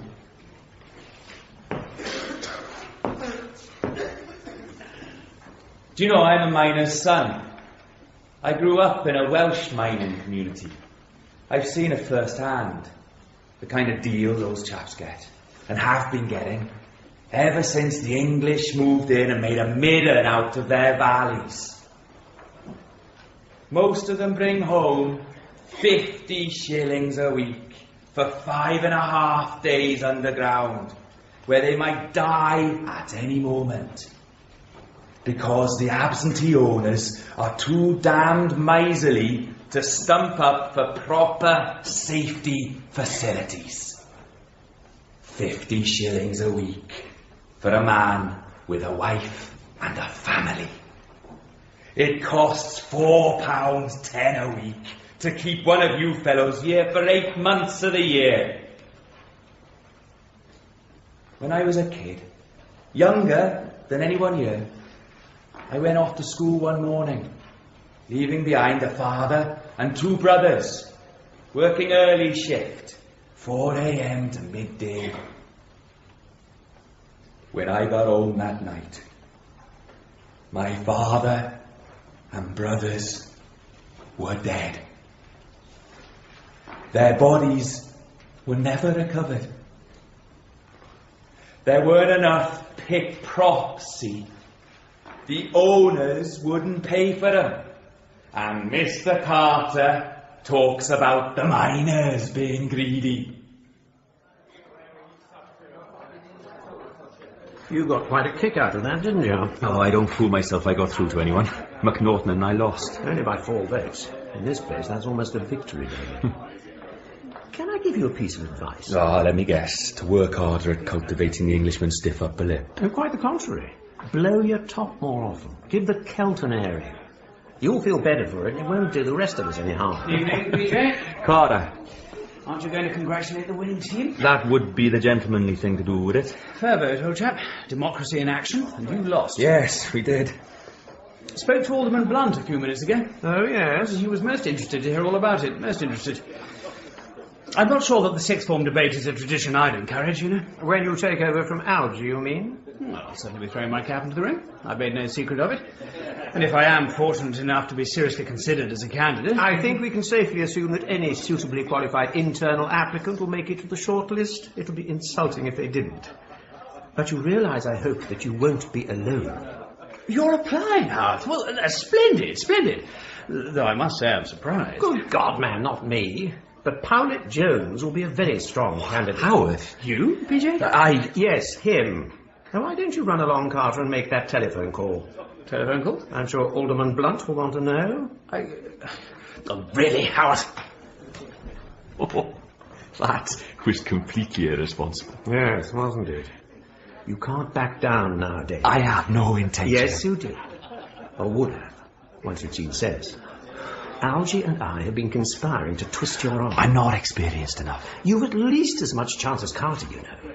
And if he's Howarth, I'm not experienced enough. You could take that line, I suppose. But if Carter is appointed, it means overnight modernisation. With the emphasis on science and technical education, men like you and me replaced with non-entities. History and classics doesn't cut much ice with Carter and his breed. But Bamfylde isn't that kind of school. That depends on who leads it. It could be modernised without making a bonfire of everything Algy's achieved. Yes, but only by someone with imagination and drive. Someone like you. All right, then, why not? Oh, thank the Lord. I'll do it. I'll apply. Good man. It'll mean canvassing the governors, of course. I'd begin with Brigadier Cooper if I were you. He's army, but he's sensible.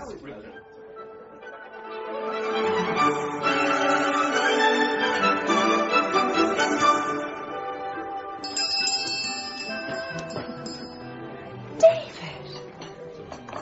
It's all right, Millie. I'll serve this customer. You came. I said I would. Are you in London for long? Just overnight. Flying visit. Business or pleasure? I spent the day in the London Library, so now I'm giving myself over to pleasure. I want the largest chocolate eclair you have. It's almost closing time. There's hardly anything left. We might run to a strawberry shortcake. Well, I was under the impression this was a high-class establishment. Nobody who's anyone eats cake at 5:15. Well, then why don't I wait and take you for a drink? Yes, all right. And in the meantime, you can have a pot of tea. It's our very own blend and ridiculously overpriced. I shall savour every mouthful.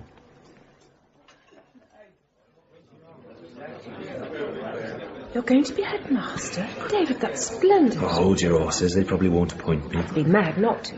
I'm sure the boys are rooting for you. But is it likely? You're very young for the job. Well, only a few years younger than Carter, though no doubt he's canvassing away as we speak. Oh, they'll never give it to him. It'll be you or an outsider, I know it. Would you be terribly disappointed if it was an outsider? I think I'd be relieved, providing he's the right chap and doesn't play hell with Algy's legacy. It's a very special kind of school, Julia. All the good qualities of the old-style public school, steadiness, continuity, a touch of genuine idealism. But it also has, how can I put it, a kind of post-war optimism and a broadening of outlook. I think of it as a kind of springboard for kids moving out into a world that's still licking its wounds. Listen to me. You sound like I'm rehearsing for my interview. You get my vote. Oh, that's very sweet of you. It's all Algy's doing, of course. He's a bit of a genius, I think. And there's the moor, of course. So permanent. It's so English, if you like. Is that a compliment? Coming from a Welshman? Exmoor looks the same as it did when you were tribal mine were painting themselves blue. Outside there's the grab the cash, grab your girl world, and there sits Algy in the middle, like an adjudicator, making sure one doesn't swamp the other. You really love Bamfylde, don't you? Can I buy you dinner? We could go to one of those little places in Soho. Not on your life. I've seen the inside of some of their kitchens and I prefer to poison myself. Come back to my flat and I'll cook us something. Oh. Or is that taking too much for granted? Do you know, I can't think of a better way of rounding off a very pleasant reunion. Good. I found to my surprise that I'm a good manager. The owner gives me more or less a free hand. He's a sweetie. Hiram Ulysses Sprockman, would you believe? He's from New Jersey, but he's a terrific Anglophile. All set on becoming a New England squire when he's finished making money. You missed out this afternoon, not a celebrity in sight. No, another time. I hope so. You know, this is the most enjoyable afternoon and evening I spent since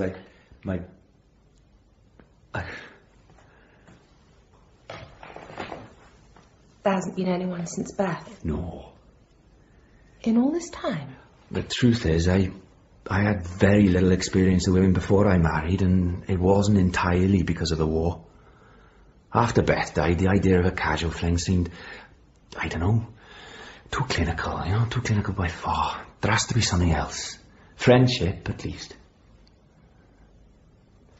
You? I haven't been goody two-shoes. But nothing sparked. The few men I've met have wanted to use me in one way or another. And I soon realised that I'd be using them too. So I held off. Juliet. Yes, David? I'd be a prize hypocrite if I said I didn't want to kiss you now. I was rather hoping you would. Here goes then. You need a shave. Yes, sorry, Doesn't matter.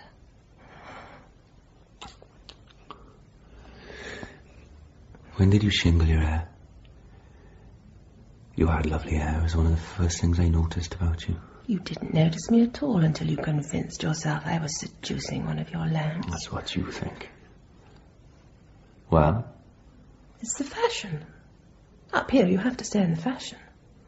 It cost me a pang or two until I got used to it. I don't want you to get the wrong impression.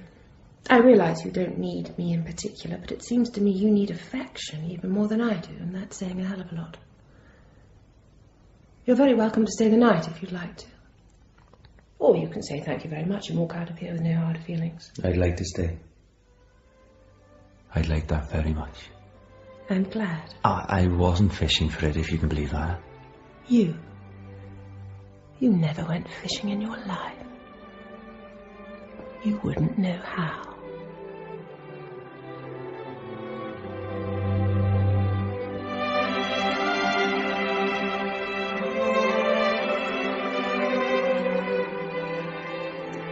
It's a problem in the junior dorm, sir. Bristow and Featherstone. What sort of problem? Bedwetting, sir. We'll have to do something before one of the others writes home on the subject. Well, why on earth should they do that? They're calling the space between their beds the hellish punks, sir. Shouldn't have asked. Tell them to come and have a chat with me at break, will you? Sir? And let them know I'm taking the medical approach. I don't want either of them upset. It's a frightful bore, isn't it, sir? I wouldn't worry about it too much. It'll pass, these things do. But it lets a fellow down. Bristow, you're pretty good at gym, aren't you? Yes, sir.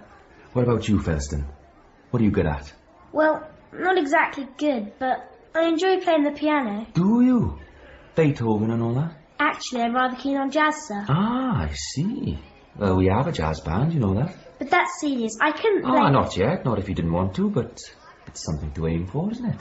Oh, yes, sir. I wonder, could I ask you chaps to do me the most enormous favour? Favour, sir? Come to tea on Sunday. Rather. Thank you for inviting us. Now, technically it's not me inviting you, it's my daughter, Grace.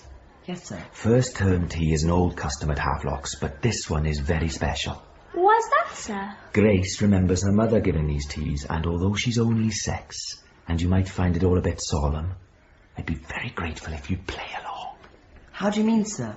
Help her pour out? No, by George, quite the reverse. Let her do the pouring and all the passing around. That's her job as hostess. Just keep the conversation going and don't laugh, whatever you do. If she thinks any of you find it funny, she'll be very upset. Oh, no, sir. Of course not, sir. Do either of you know what happened to my wife? I do, sir. There was a motor smash on Quarry Hill, and she was killed. Yes, and Grace's sister. Grace was badly knocked about, but she pulled through. Leave it to us, sir. Oh, Lord. Was this a stupid idea? She's a delightful child, and it'll be a huge success. But she is a child. And one that lives up to her name. Relax, Davy. Grace will be splendid. Right. Here goes. Good afternoon, sir. Good afternoon, Bristol. Featherstone. Go straight through, go straight Yes, through. sir. Right, sir. What about me? Should I go through? No, not for a minute, Davy. Don't want her to think you're checking up on her. No, you're right. But I'm sure it would be in order to look through the crack in the door. Good idea, thanks. Well? Nobody's broken anything yet. She's pouring the tea. Yes, that's fine. Now, steady, Grace. Oh, she's done it. I think you could go in now, Davy. Are you coming through? Oh, no, this is little Grace's day. Let her have the limelight, eh? All right, thanks, Algy. So, was that the time? Mustache. Now, who's the sandwich? Dear Ma'am, I took Grace to London last weekend to see Peter Pan as a kind of reward for the tea party. We had a lovely time. We met a friend of mine, actually, someone who used to be a teacher here. They got on very well, but I knew they would. Juliet Derbyshire is a very bright woman, very kind. Grace had taken to calling her Auntie Julia by the end of the weekend. I've heard from the governors at long last. I'm on the shortlist. So is Carter, no surprise there. And 4 outside men, all much older than me, and some of them already heads. I'll do my best and see what happens. Powlett-Jones, Brigadier Cooper. Thank you for seeing me. Surprised at the venue, though, eh? A little, yes. Algy Harry's thinking post. Always loved this damn tree. Could only get him down from it if I promised to share the contents of my tuck box. You and Mr. Heddes were at Bamfylde together. Didn't he tell you? Thinks very highly of you, for all your politics. I don't bring my politics into the classroom, sir. Yeah, that's what he said.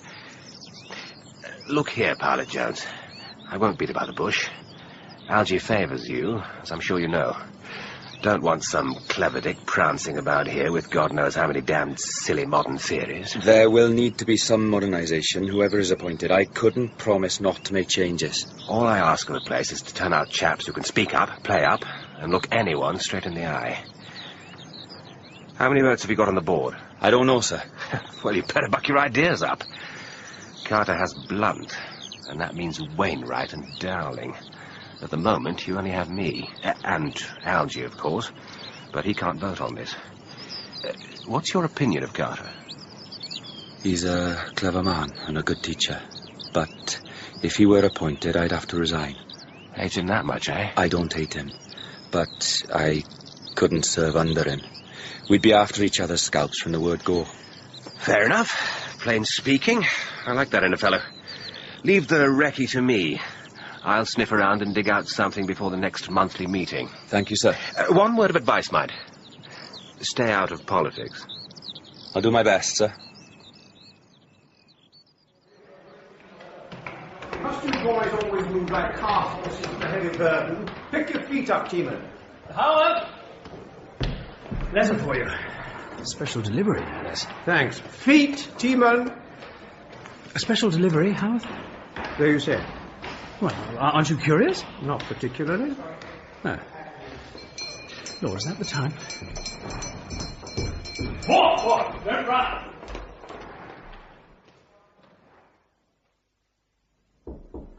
Go away. David. I'm perfectly all right, David. Please go away. Does no one ever listen in this godforsaken place? You weren't at dinner. I wasn't hungry. Not now, David, please.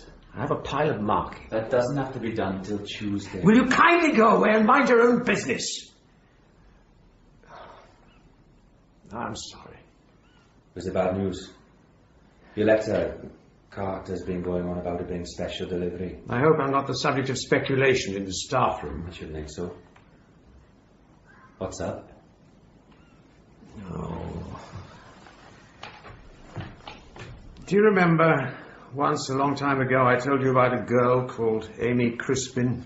Oh, the girl that married a stockbroker? That's right. Was the letter from her? It was from a solicitor. Amy died 6 months ago. You didn't know? Damn it, man, I didn't keep in touch with her. She had a son nearly as old as you. I'm sorry, Howard. It hit me like the very devil. Don't ask me why. I haven't set eyes on Amy Crispin since the spring of 1906. Do you want a gin? All right. Better make them large ones, if we're going to talk. Is that what you want? To talk? I don't know. There hasn't been a day I haven't thought of Amy, but talking about her. Well, you'd understand about that. Yes. Were you engaged? For over a year. Do you know what I was earning in 1903?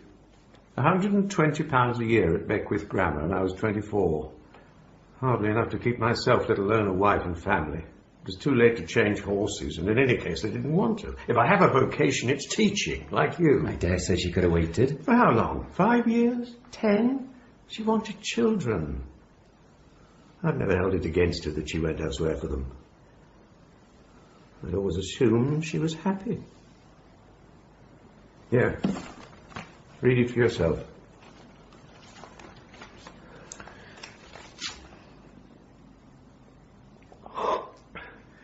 She's left you £8,000. That's a small fortune, man. Money never interested me. If it had, I wouldn't be here. Properly invested, that would double any pension you could expect. You could retire easily. And do what? No, I'll stick it out here, thank you. The money isn't what's hit me. It's the way she phrased the bequest. To Ian Howarth, whom I remember with the greatest affection.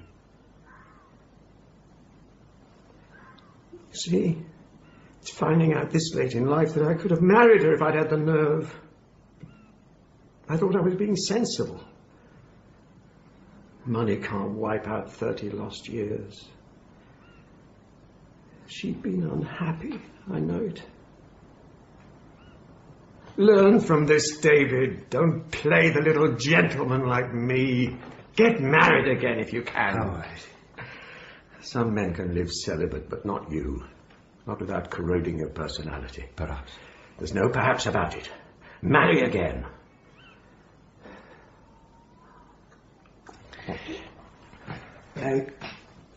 You can tell me to shut up or even punch me on the nose, but what have you done about women all these years? You're not a monk. Did you ever drink in the Unicorn at Charicum? I have done. The landlady there, Elsie, lots of fair hair. Good God. It's part of my money that set her up. She was the barmaid for 10 years beforehand. You still call on her? No. But I could do. She's a generous soul. She probably wouldn't charge me nowadays. You're full of surprises. Well, all of us are, aren't we? I notice you've been going to London pretty often lately. And don't try to fob me off by saying it's research for your book. Nobody does that much research. All right, I won't. Is it serious? It's a fair question, Howarth. But for the life of me, I don't know how to answer it.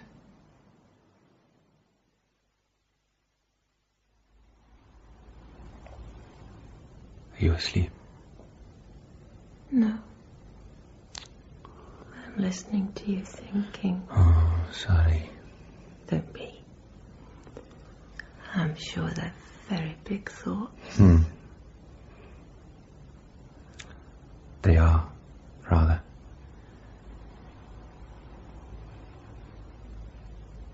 Are you going to tell me? You don't have to.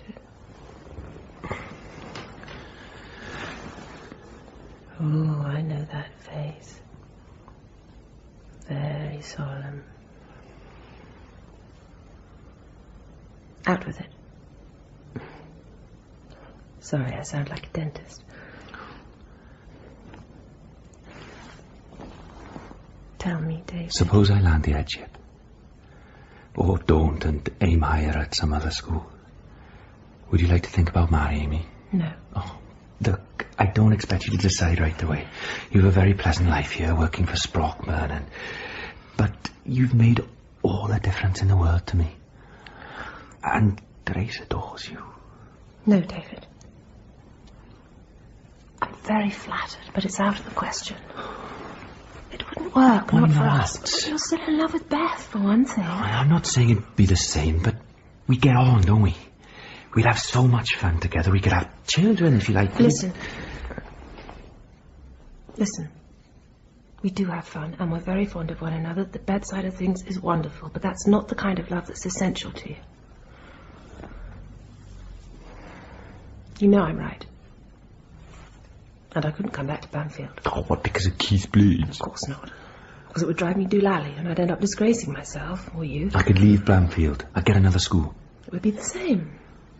The job, the boys, they'd always come first with you, and that's the way it should be, my darling. You're a dedicated man. I'm not dedicated at all. We'd end up fighting like hell. You'd either come to hate me, or you'd give in and end up compromising with yourself. And I won't be responsible for that.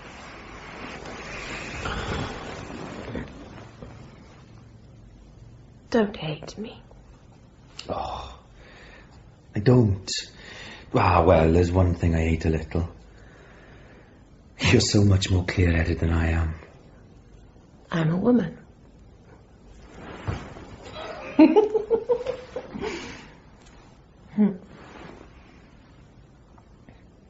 This won't change the word. Well, Julia, no. not because of what we've just said, David, but you've helped me make a decision. I shall go to America. What? I won't pester you. There's no need to flee halfway around the world. Don't flatter yourself. Brockman's been on at me for weeks to go. He wants to open a chain of old English tea shops in Connecticut and Maine, and I've been putting it off because... well, because of you. Now I think I'd better take him up on it. When? How long for? In about a month. For 5 or 6 weeks. By which time you'll be headmaster-elect of Bamfylde. Carter will, and I'll be looking for another job. If the worst comes to the worst, I'll let you wash up at the tea shop. Now come here and kiss me.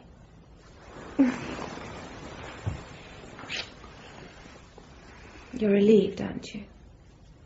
Really? Yes. Yes, I am. There.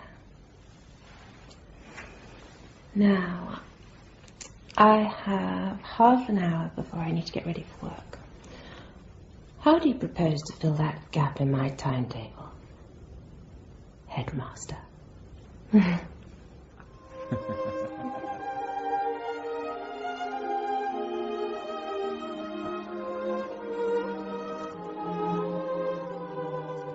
Well, the summons has come, ma'am.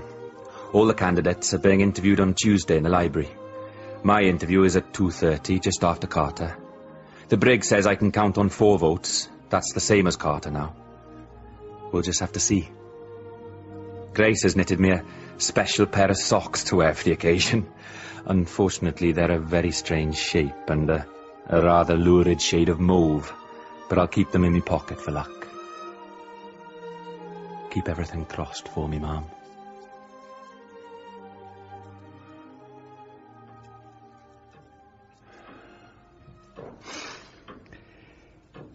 I say, PJ, this waiting's a bit of an ordeal, eh? I thought there'd be more than just you and me. I saw the others this morning. Did you catch sight of any of them, perchance? No, I've been keeping out of the way. It's probably wise. I saw two. An enormous man with a stoop and a chap more our age. But from the way he scowled at the fountain, I reckon he thinks he's missed the boat. Let's hope so, eh? You don't have a mint or anything? Sorry. Terrible indigestion, damn it. Nervous stomach. I don't know how many times I've been to the lavatory today. Well.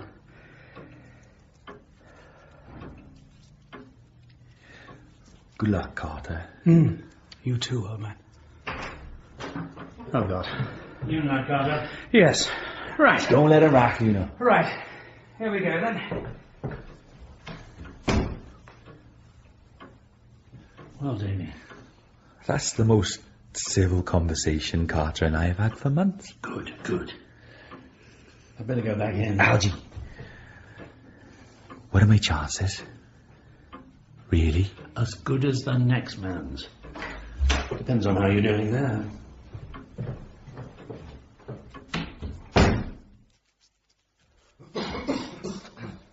Now, you were awarded the MC in the war, Powlett-Jones.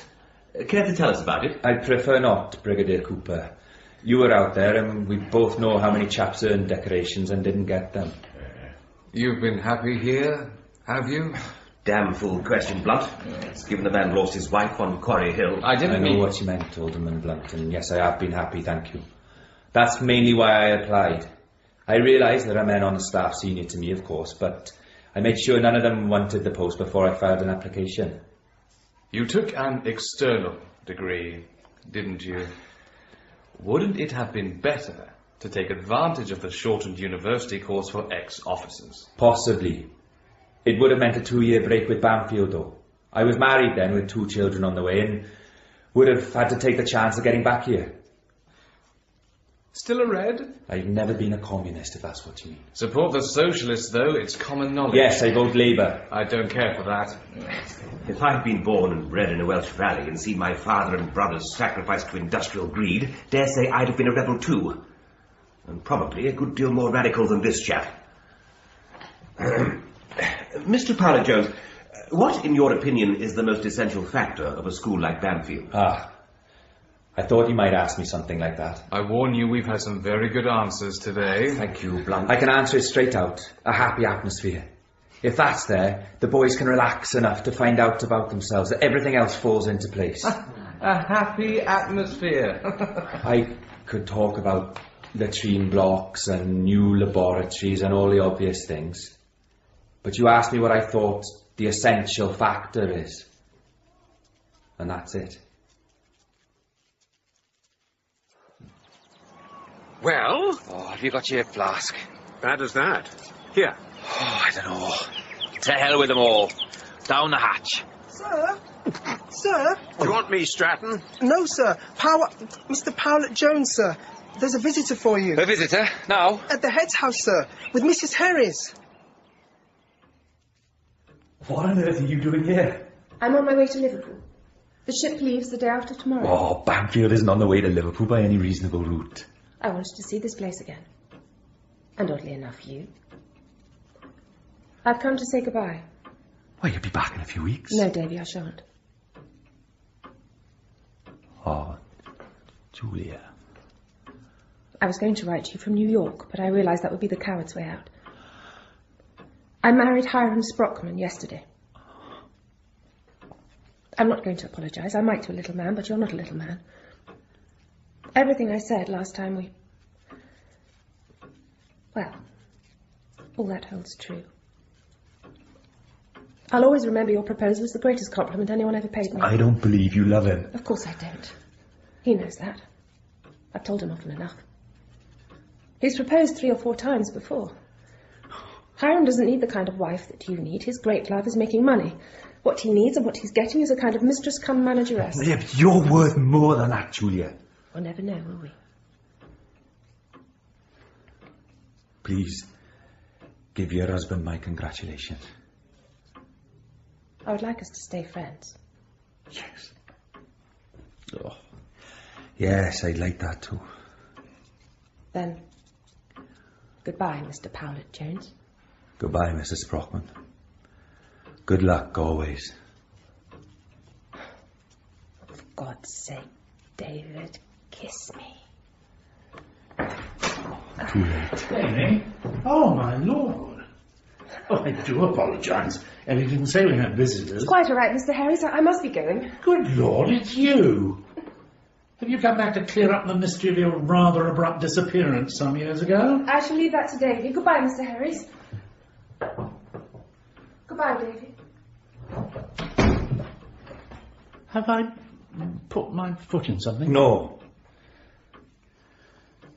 Am I the new headmaster? It was a good result, but not good enough. Well, you and Carter broke exactly even. No one would budge an inch. In the end, Sir Rufus gave his casting vote for a chap named Alcock, with excellent qualifications, just home from Rhodesia. He could have done a good deal better than Bamfylde if he'd come home 10 years earlier. Oh, I know you're disappointed, Davy. But you know, perhaps your instinct was right. I'm not sure you were ready for it. You'd have been a gamble, and Bamfylde's not something I'd care to risk in a wager.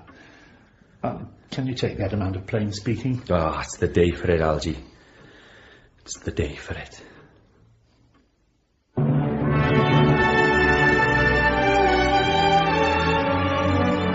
In Part 3 of To Serve Them All My Days by RF Delderfield, dramatised for radio by Shaun McKenna, Davy was played by Oliver Milburn, Algy by John Wood, and Howarth by John Rowe.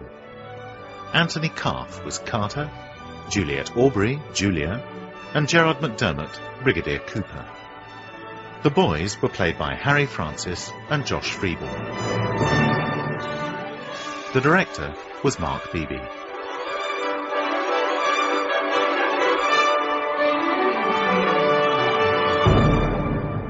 And with a new headmaster in charge, there are going to be some difficult times ahead for Davy and the staff at Bamfylde, as you can hear in Part 4 of To Serve Them All My Days at the same time tomorrow. We're now on BBC Radio 4, our afternoon play, Part 4 of RF Delderfield's To Serve Them All My Days. It's 1927. Having failed to be appointed the new headmaster at Bamfylde, Davy is determined to give the new head, Alcock, his full support. But Alcock isn't about to make that an easy prospect.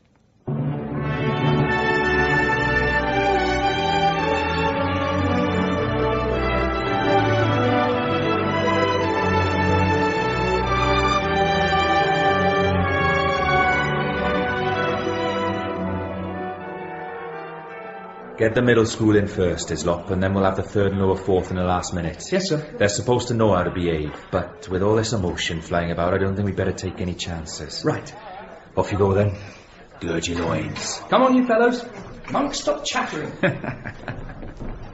All set? Ah, it's a sad day. Algy will get the send-off he deserves. Don't worry.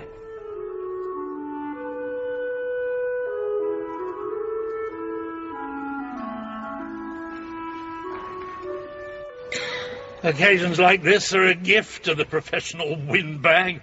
I could keep you here till rising bell, spinning yarns of long ago when I came here as a scared little toad of 11. By Christopher, I was scared too. Tell that to new boys, Mr. Alcock. Might cheer them up a bit.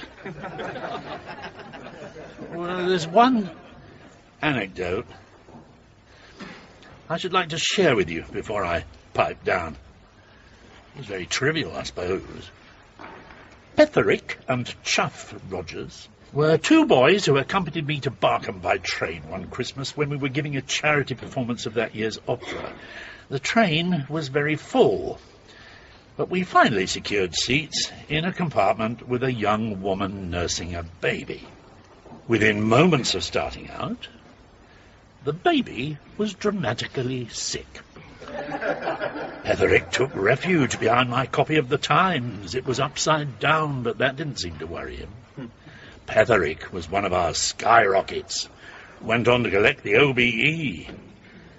But Chuff Rogers, Chuff was always unlucky, and as he was sitting next to the mother, he was on the receiving end of the baby's gift. I didn't know quite what to do. But Chuff did. He whipped out the only clean handkerchief I ever saw him sport, leant across and wiped the baby's face and the mother's lap. It wasn't a dab either, more a sort of general tidy-up all round. And he made soothing noises all the way to Barkham.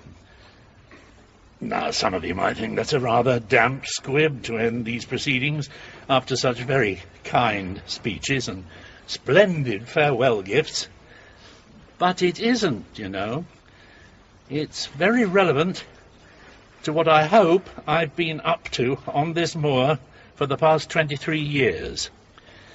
Chuff Rogers, bless his thick skull, never won a race or a prize in his life. Neither did he find time to do the only thing he was really equipped for, to raise a family. He was killed at Vimy Ridge, but I still remember him rather better than I remember Pettitt.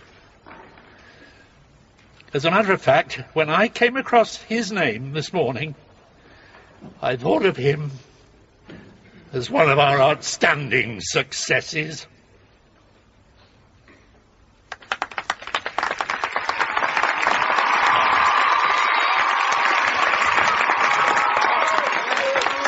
Thank you, boys. Thank you very much. Before you disperse, I've had cause on other occasions to bring to your attention the disposal of litter in the latrine block. So far, this unfortunate and, may I say, unhygienic practice has continued unabated. I have today caused a notice to be posted. I expect it to be read, digested, and obeyed. Dismiss.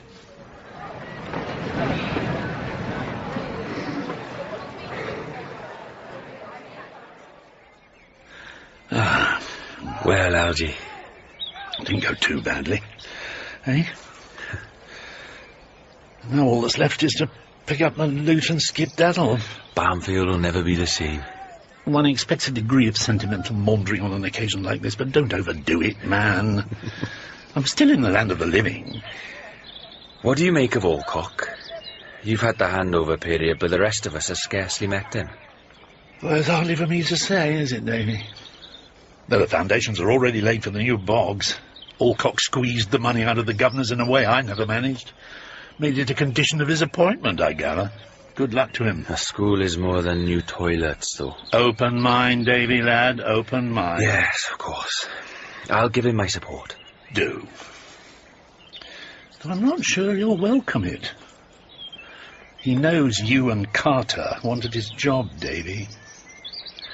I don't think he'll relish any interference. Is that a warning? The impartial observation of a disinterested bystander. I have to be disinterested now, by Ellie's royal decree. But how it's to be done, well, I can't imagine.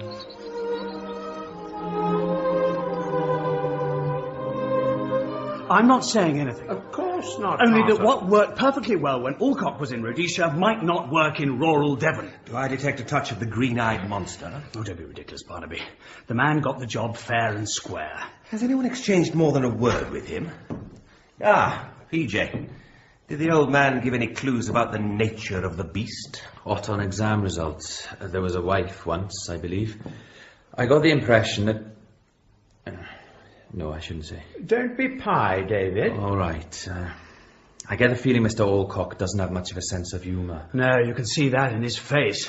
He's been mooching around ever since he was appointed, hiding round corners, cropping up where least expected. And you never hear him arrive. I even looked to see if he was wearing crepe soles, but he's not that much of a bounder, thank God.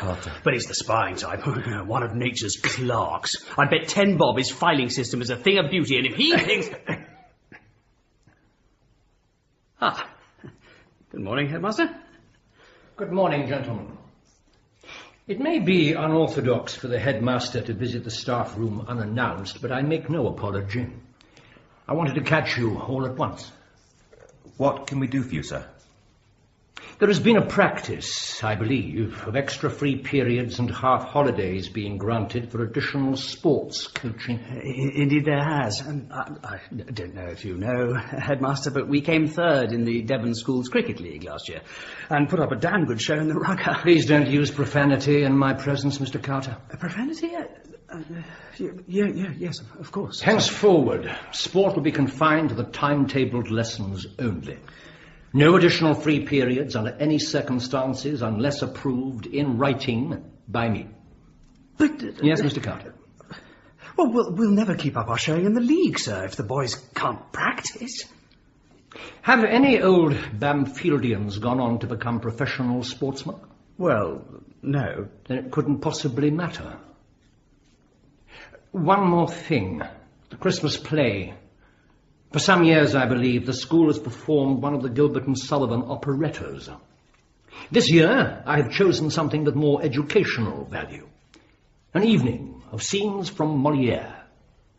In the French, of course. Good day, gentlemen. Well, of all the wretched bloody man. Please don't use profanity in my presence, Mr. Carter. No extra sport, eh? That raises him a notch in my estimation. He's probably never played anything but croquet in his entire life. And Molière. That'll go down like a lead balloon. It appears, gentlemen, that we are living in interesting times. The lower sixth calls. I relish the prospect of Gage entertaining us all with his Lady Macbeth. Oh, I think that role's already been taken, Howarth, by Charles Bloody Alcock. Out, damned spotty. PJ, could I have a word? Oh, quickly, I got the tutors with you up before. I can't help thinking, now we're entering a new era, as it were. Spit it out, man. Well, can't we bury the hatchet? I know we've had our ups and downs, but if we're at loggerheads, it can only lead... What? I absolutely agree. We should put our differences behind us. Well, I didn't expect you to take it so well. It's common sense. I mean, for the sake of the school. For the sake of peace and quiet. Let's shake hands on it, eh? Well, I can't say I'm sorry you didn't get the job, but... Let bygones be bygones. Absolutely. Look, pop up to my rooms for a drink later on. Oh, no, thanks, Carter. A working relationship, that's all I'm aiming for. We're never going to be great friends, are we? Well, I suppose not. Fine by me.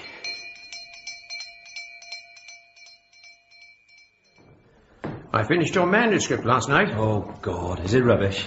It's not like any history book I've read before. You hated it. On the contrary. It's clear without being pedantic. And, I have to say, reads like a novel. A real page-turner. If I were a publisher, I'd bite your hand off. Have you sent it to anyone yet? Not yet. Then tarry no more, knight-at-arms. Don't waste time palely loitering. Excuse me, David. Hislop. Sir? How's your mother, Hislop? Oh, that's very kind of you, sir. Bearing up, I think. Though... Yes? I don't know how much longer I'm going to be able to stay on. The old man didn't leave a lot, and the death duties have made a fair-sized hole in it. Would it help if I wrote to her? You just battled your way through Lycidas, for heaven's sake. Can't waste all that effort. Well, that was you, sir. I didn't have a clue about Milton until you showed me how he cribbed from Virgil. That's my job. Your job is to get yourself to university. You're not to leave till you've sat your Cambridge entrance. But that's 18 months away. I don't think we can afford it. I want to, of course I do, but... The Lord works in mysterious ways, Hislop. Remember that. Yes, sir. I'll try, sir. All right. Off you go. Thank you, sir.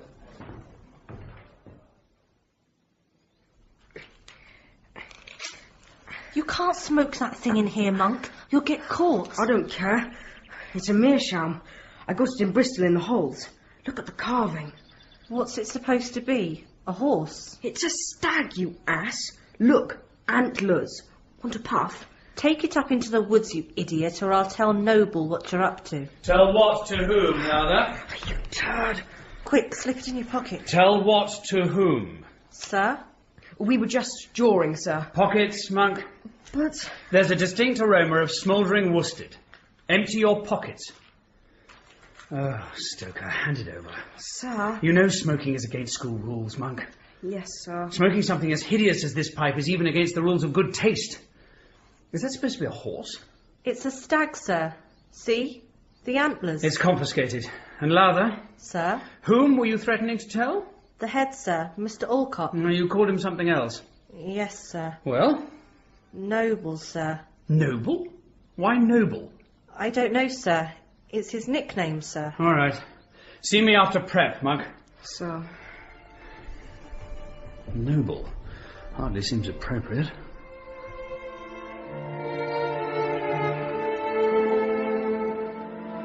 Noble?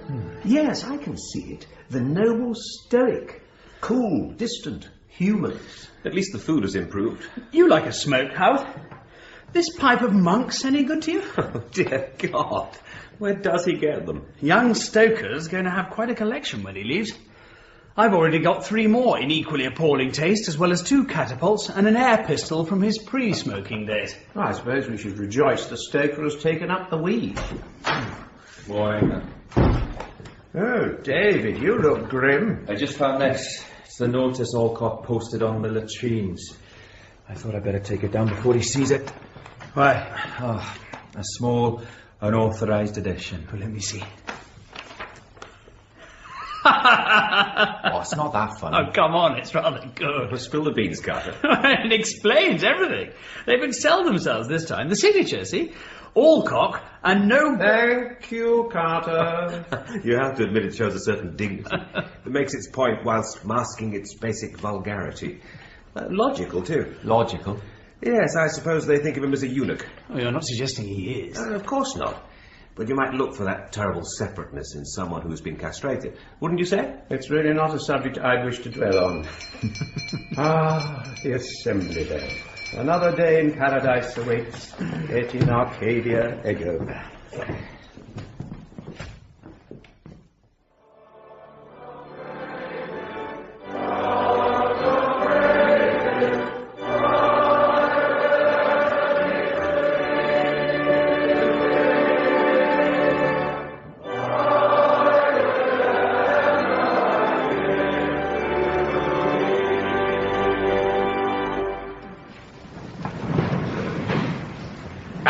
Disappointed.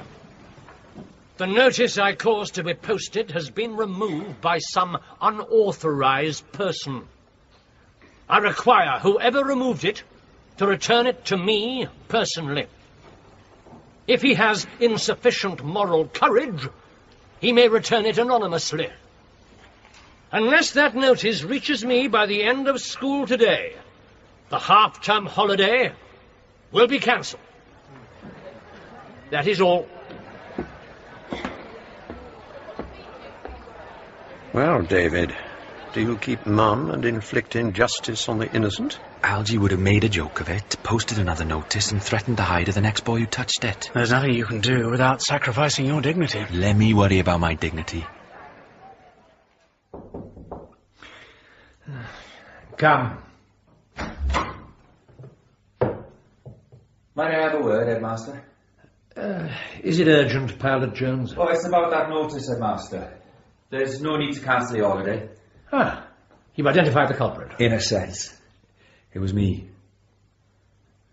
You removed that notice? Oh, I had a good reason. I would imagine so. Can we leave it there? I hardly think so.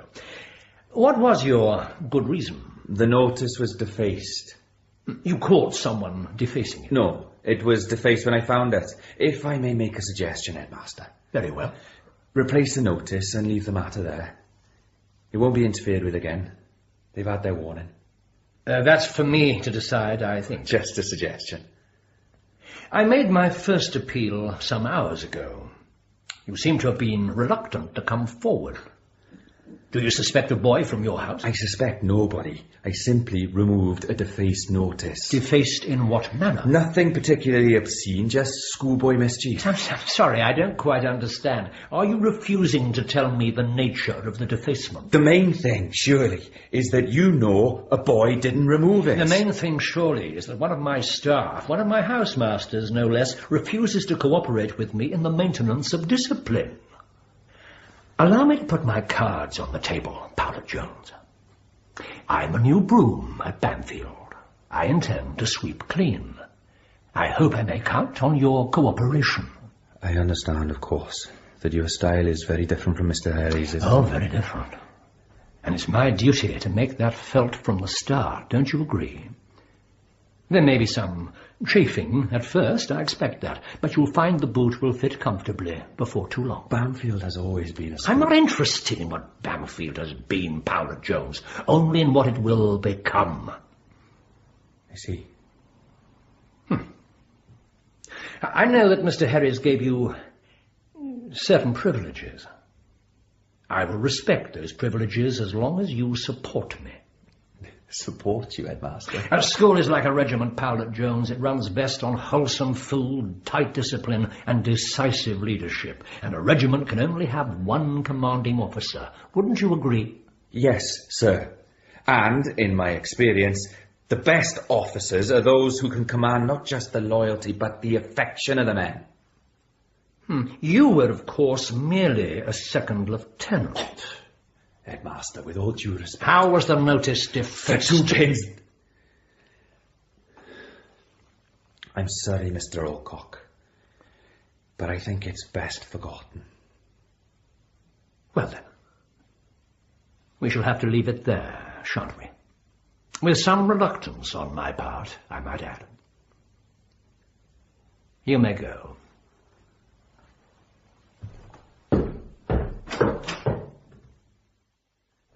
Well, come on. Shh. Let's get well away before you blow your top. The better part of valour, Davy. That man is going to tear this place apart. No, he won't. Not if you keep that damn Welsh pride of yours What's in going to check. happen to this place, huh? To the boys? The whole tone of the school A tone can be adjusted. Those new latrines will last a generation. It's his attitude. It rubs off. He won't be here forever. Algy was here for 23 years. Alcock won't be. How can you possibly know that? Because I've been teaching for a very long time.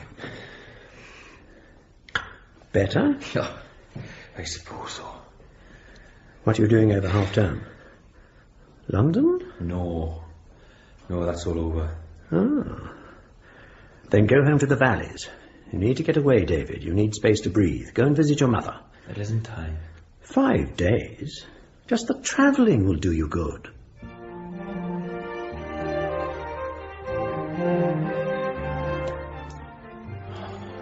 You still here, Davy? I'm not going back till tomorrow, Youings. You know that. I bet you can't wait. No, I'll be sorry to go. I'm sure you will.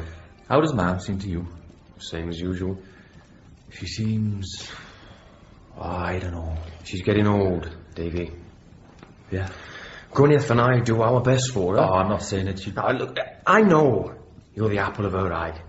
But we're the ones here day to day. We're not neglecting her. Oh, of course not. You're the best son-in-law a woman could have, man. Oh, that's very smooth, Davy. Very diplomatic. I expect you picked it up from all your true blue English friends. Oh, you... Mum misses you. Sending money every month isn't the same as being here. I right. I've been on at her to put in a telephone. I said I'd pay for it. She doesn't need a phone. Who would she call but you? And you're too busy educating all those Tories. Oh, for God's sake, Youings, what's wrong, eh? You've been as prickly as hell ever since I came home. Yeah, a lot longer than that. You just never noticed. Well, spit it out, man. You're a traitor to your class, Davy. Oh, for God's sake. You're nothing but a poodle to the English aristocracy. Over there in that swanky school, you should be ashamed. Well, don't the upper classes need educating, Youings? Who'll tell them what life's really about if they don't see people like me, eh? And I can make a difference. You could make a difference to miners' sons, too. And daughters. Oh, but I don't suppose it pays enough. That's uncalled for. Go back to England, boy. You're not wanted here. Look, Youings. I don't know when you started to resent me, but it isn't what I want. Let's talk it out, eh? Let's go down the arms. Can't. I'm out tonight. By-election rally. Well, then I'll come too. It's Labour. I voted Labour all my life, man. Yes. I expect your vote really counts in Devon. I don't just speak for myself. I speak for us. I speak for the party, for Ramsay MacDonald. And what we hear from him. You need Ramsay MacDonald. He has promised, he has sworn that if Labour win the next general election, the coal industry will be nationalised. We've heard promises before, girl. No, you're worried about your jobs, and we do understand that. You're only worried about getting your skirt dirty. No, comrades! We take it off. Comrades, please! Comrades!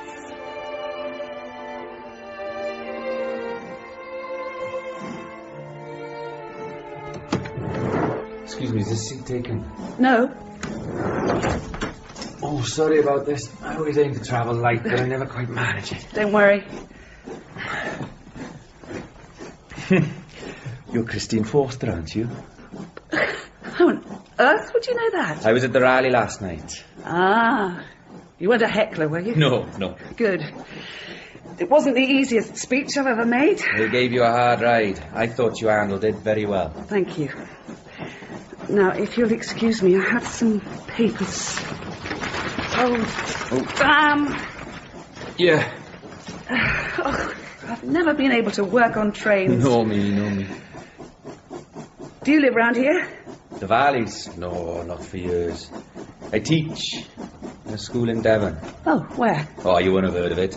Small place called Bamfylde. Bamfylde? I've been there. No. One sports day years ago, one of my cousins was a pupil there at Ridgeway. Ah, a tall boy, a first-class miler. He did win the mile that year, yes. He was in my house. How extraordinary. He's planting rubber in Malaya now, I believe. I can't be sure. I've been rather cut off from family gossip since I joined the Labour Party. A case of turn Christine's face to the wall. Now I'm intrigued. How does a master from true blue Bamfylde in South Devon come to be at a Labour Party rally in South Wales? Flying visit to my family. Though I've spent more time on trains than I did with Mam. My brother-in-law's on the local Labour committee. You were Rees. Ah, yes. I don't think Mr. Rees thinks Ormond has a dog's chance of getting into Parliament. No, I don't suppose he does. You find reactionaries of one sort or another anywhere, even in the Labour Party. His heart's in the right place.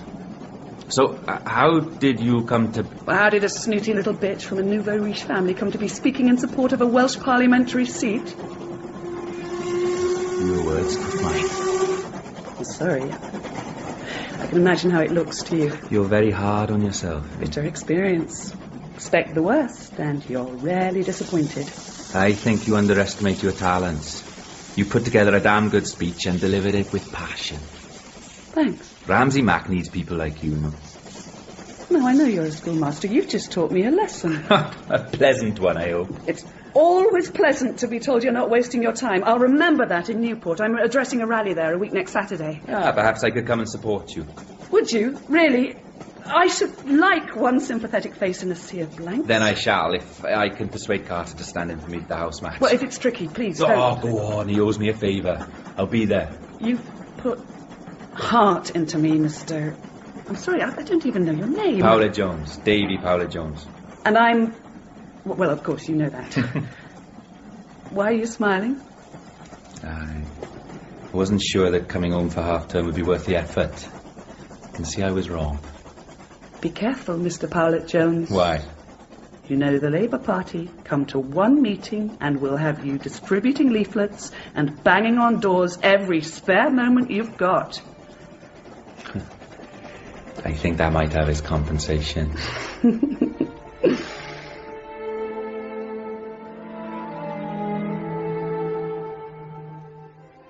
You've got to be joking. I am not. It's true. Pockets, Monk. Sir? Hand it over. Oh, another monstrosity. It's supposed to be a Knight Templar, sir. It looks more like a Cochrane girl. Time you stopped being a joker as well as a smoker, Stoker. Cut along. Yes, sir. More loot. If the noble stoic becomes too much, you could always set up a small shop. Does this look like a Knight Templar to you? I never met one. I wouldn't know. Sir? Excuse me, sir. I'll leave you to it. Walk, don't run, lover. Well, Hislop? I've just had a letter from my mother. Good news, I trust. I don't know what to say. Then don't say anything. It's absurdly generous of you, sir. I don't think we should discuss this, Hislop. It is a matter between your mother and myself. But half my fees, sir. It's hundreds of pounds. A little while ago, I received what you, in your idiosyncratic and sadly ungrammatical way, would probably call a windfall, Hislop.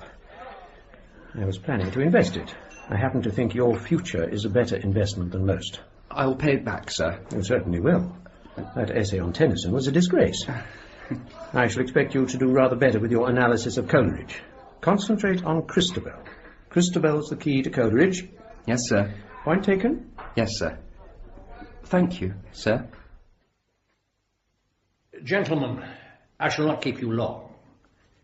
It is, as you know, my normal practice to read a random sample of the boy's letters to and from home. I thought that was up to us, Mr. Alcock, as housemasters. Checks and balances, Mr. Powlett-Jones. Checks and balances. Don't you trust us to do it properly? David. It's a routine administrative matter. I cannot imagine why you should take this tone. I meant no disrespect. Good. I want to read you a passage concerning, incidentally, a boy in your house, Powlett-Jones. It's from Major Vesey in Singapore. It reads, "You're bound to feel a bit low, Archie, but Captain Gage mentioned that his younger boy is in the upper fifth, and he'll be writing to him to ask him to look out for you." I'm not quite with you, Headmaster. What's your drift? I think it's quite clear, don't you? It has come to my notice that a number of, shall we say, sentimental friendships appear to exist between senior and junior boys. I'm sure I don't need to be more explicit as to what this presages. I have therefore decided that steps must be taken to suppress such friendships as, at best, undignified, and at worst, extremely unhealthy. I don't think you need worry about Gage on our score, sir. Nevertheless, in future, I want the latrine block monitored at all times by prefects. Housemasters will be required to report any inter-year associations between boys. That's taking a hammer to crack a nut, isn't it? I disagree. Look here. We all know in any school there's a certain amount of ninjing. Ninjing, Barnaby? I'm not familiar with the term. It's Bamfylde slang, Headmaster. Ninjing. In its quaintness, it sounds almost affectionate. Hardly that. Mr. Herries always... Mr. Herries is no longer headmaster here. We're all aware of that, Mr. Alcock, but I happen to agree with him. We're mostly talking about hero worship on the part of the younger boy and a kind of beefy patronage from the elder. It gives him a bit of status, and all that happens to the younger boy is a few minor privileges and tea-time extras. Tea-time extras. I wonder what you might mean by that. Oh, drive this sentimentality underground, and every now and then you'll encourage it to develop into something dangerous. But in 99 cases out of 100, it's all perfectly innocent. It's the 100th case I'm concerned with. There's nothing of that kind in my house, believe me. I should like to, Powlett-Jones. But none of us can be sure, can we? Even you, I fear, are not infallible. Supposing we spot an unhealthy attachment, Headmaster, what do we do then? Sever it on the spot and report it to me. A note will be made in my files. Headmaster, Skelton in my house has taken young Grattan under his wing. At my suggestion, in fact. They're often out on the field, deep in conversation, just the two of them. Does that make me a pimp? Carter, please. That's quite inappropriate. But you'd frown on the association. If it appeared an exclusive relationship, yes. Skelton regards Grattan as the likeliest kid among the juniors to lead the new Colts team. Grattan's going to make a first-class bowler, and where else would he look but Skelton, the captain of the first 11, for extra coaching? Especially now you've stopped non-timetabled sport. Sir? I appear to have stirred up quite a little hornet's nest. I must say, I'm surprised that my perfectly sensible instruction has touched quite so many raw nerves. Perhaps the problem is more serious than I feared, and not just among the boys. A notice will be posted. That is all. Did he mean? He certainly did. Bloody man. I say, you don't think he's so hot on this because he's a bit, well, you know. Don't be an oaf. That would require an emotion. If he had one, he'd never know it, let alone act on it. Well, gives us something to look forward to. Noble's non-ninjing notice.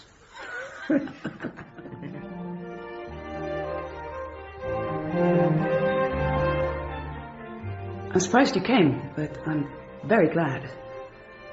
I said I would. Well, you jam on what promised to be a very stodgy helping of rice pudding. Oh, you're a very good speaker, Christine. I shall take that as a compliment coming from someone who talks for a living. Well, it's what schoolmasters do, isn't it? I suppose so. And you'll have a seat of your own to speak for soon enough. Oh, I doubt it. It's unpopular enough fighting for the cause without being a woman. Really matters to you, doesn't it? Of course. Your family don't support you, no? I'm from Sheffield. Father cleaned up during the war. He built a factory making shell casings. He made £100 a shift profit out of all those dead young men. We were grateful we had bullets. You were there? Yes, but we've only got an hour before my train goes, so I won't start in on the war stories now. If the cards had fallen differently, I wouldn't have had the nice house and new clothes and good education. I'd have been one of those kids whose fathers were killed out there. And when I left university, I thought I should do something to pay back, I suppose. That sounds smug, but I don't know how else to put it. It sounds all right. You've made sacrifices. Not big ones, but I'm dedicated now, for better or worse. If I'm honest, there's not much else in my life. Wasn't praying. I know. If you had been, I'd have clammed up.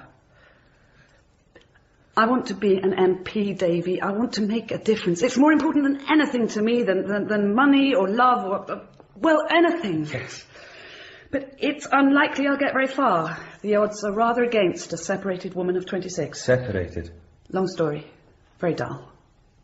Well, he's in Canada. You didn't want to go? Not with him. Look, you need to get off. Thanks again for coming, Davy. You'll get a seat. I don't get the feeling you're the sort of person who gives up. And there I was, hoping to be sphinx-like and mysterious. Is it a schoolmaster trick? I've talked endlessly about myself, and I don't know a thing about you except that you taught a cousin of mine who took off for Malaya. Nothing much to tell, I'm afraid. Goodbye, then, Christine. I hope we meet again. Me too. But I'm not likely to be in Devon, except on a Charabanc trip, taking in Clovelly and the Doon Valley. You never know. And it's a fallacy that schoolmasters are professional talkers. If they're interested in the job, they have to learn how to listen. They must be progressing. PJ, thank God you're back. Why? What's up? Damn it all. Why didn't he stick to the tree stump? Alcock caught Stoker Monk smoking one of those damn pipes in the coke hole after prep. I wouldn't even have known about it if the boy hadn't come to me in tears. Well, no great harm done, surely. No harm? He sacked him. Sacked him? For smoking? Yes. But if every boy caught smoking had been expelled, we'd be reduced to a dozen first formers by now. Well, have you tried to talk him out of it? I practically grovelled. The bloody man's an iceberg. He said it wasn't his first offence. How would he know that? Oh, he's got a file, of course. He's got a dossier on all of us, I expect. But Monk's in your house, Carter. I don't see what I can do. You're very popular here, PJ. Not with the noble stoic. My speaking up for the boy isn't going to help. Why not try Howarth? I mean to. Through you. I know with you. I've written a letter. If we all signed it, he'd have to take some notice. It's no good me asking. I thought perhaps if you could approach the others. Oh, it's a bit of a belly crawl, isn't it? Look, PJ, no warning was given, not of sacking. I think the lad deserves another chance. So do I. Then talk to the others? I don't like it, David. But as it's you who's asking... I'll sign. Oh, thanks, Barnaby.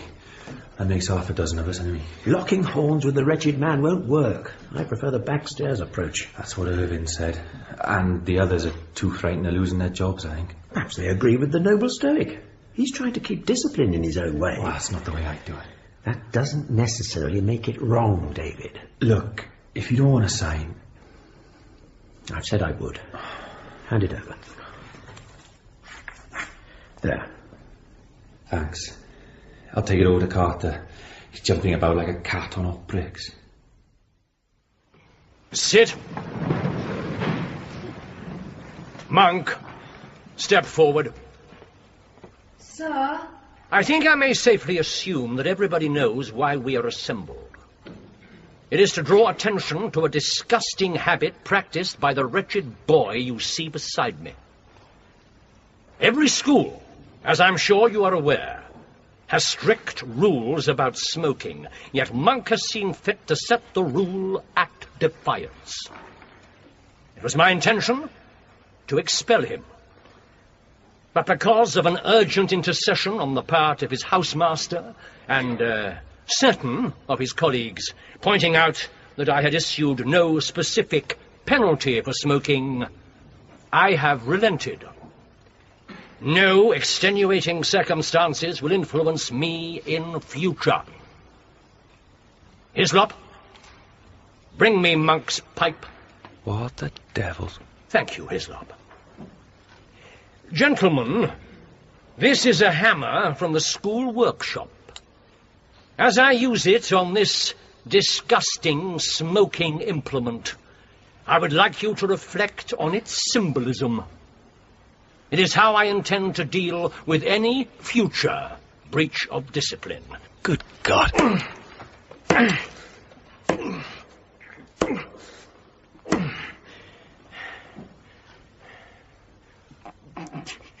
Hislop. Sir? You find this amusing? No, sir.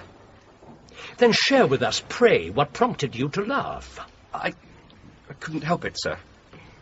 You could not help it? No, sir. You are expecting to become head boy next term, I believe? Well, yes, sir. You are at present a prefect, are you not? Yes, sir. A prefect's function is to cooperate with the headmaster in the maintenance of discipline. Wouldn't you agree? Yes, sir.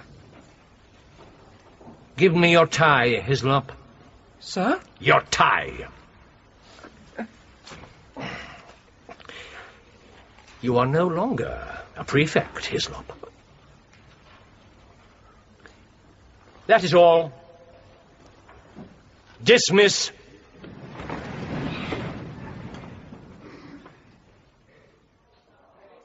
Damn him, that was like a medieval book burning. Good lad, flavour to every pipe I smoke from now on. You have to concede the man a certain appalling style. Silliest piece of cheap melodrama I've ever seen.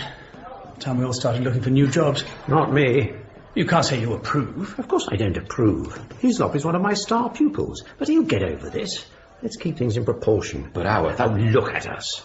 Standing around grousing in small groups. It looks... Damn it, it is conspiratorial.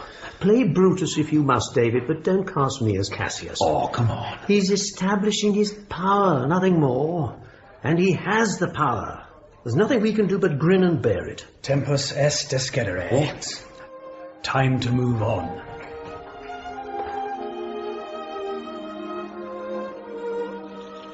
I'm sorry to hear you're under the weather. I hope this finds you better, ma'am. Not that I got much to report, or nothing I want to write home about, anyhow. I've been thinking, for the first time ever, really, that I should move on. Perhaps Youings is right. Perhaps I'd be better in a Welsh school. But this place is going wrong, ma'am, and someone has to fight for it. You know me, I'm like a dog with a stick when someone gets my back up. I just won't let go. Is that a strength or a weakness? I know what Beth would say. Take a long walk and calm down. Trouble is, it's raining cats and dogs here.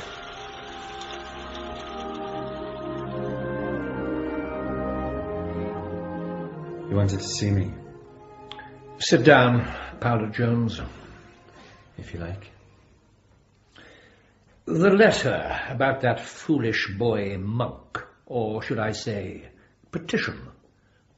Ostensibly it comes from Carter, doesn't it? It was Carter's idea, yes. The remainder of the signatories followed his lead. I suppose so. And you were one of those signatories? Yes, you know that. Merely a signatory? What are you suggesting, Mr. Alcock? You do not seem to me to possess the personality of a follower, Powlett-Jones. You strike me more as one of nature's leaders. You think the petition was my idea? I think that you and I need to find a way to work together for the good of Bamfylde. It would be advantageous for all of us, for the school, if any future dissent among the staff could be, shall I say, neutralised before it undermines discipline. I'm happy to do anything for the good of the school. Good, good. Then you appreciate that advanced knowledge of such dissent would greatly assist my administration. Are you asking me to spy for you, Headmaster? That's a somewhat sinister term, don't you think? It's a somewhat sinister request.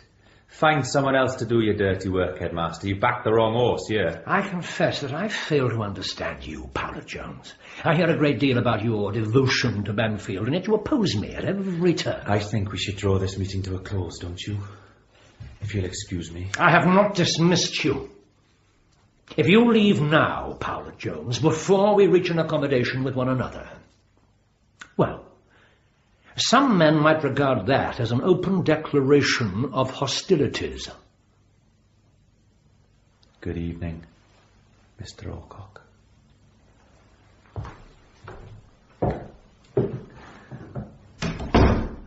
Your decision, of course.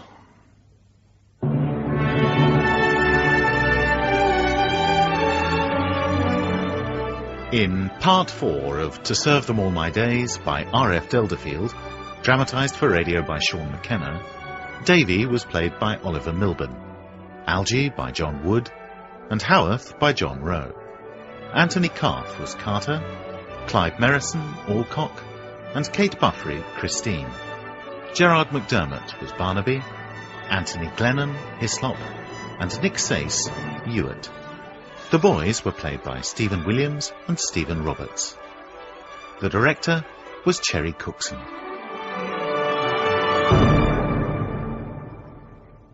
And you can hear how Davy's battle with Alcock is resolved tomorrow afternoon in the final part of To Serve Them All My Days at 2:15. Well, now to this afternoon's play, the final part of our dramatisation of RF Delderfield's To Serve Them All My Days. It's 1929, and Davy Powlett-Jones is about to face his greatest challenge yet at Bamfylde School. Daggers drawn with the new headmaster, Alcock, it is clear the two men cannot work together. One of them will have to go.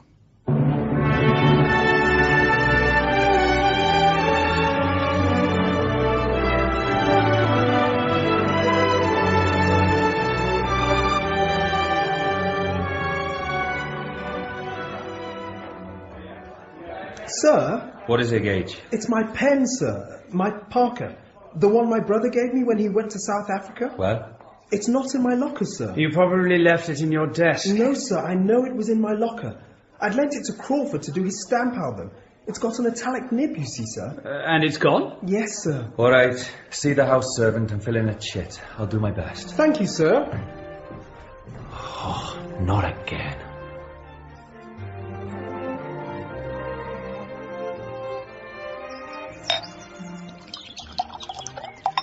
There, you brutes.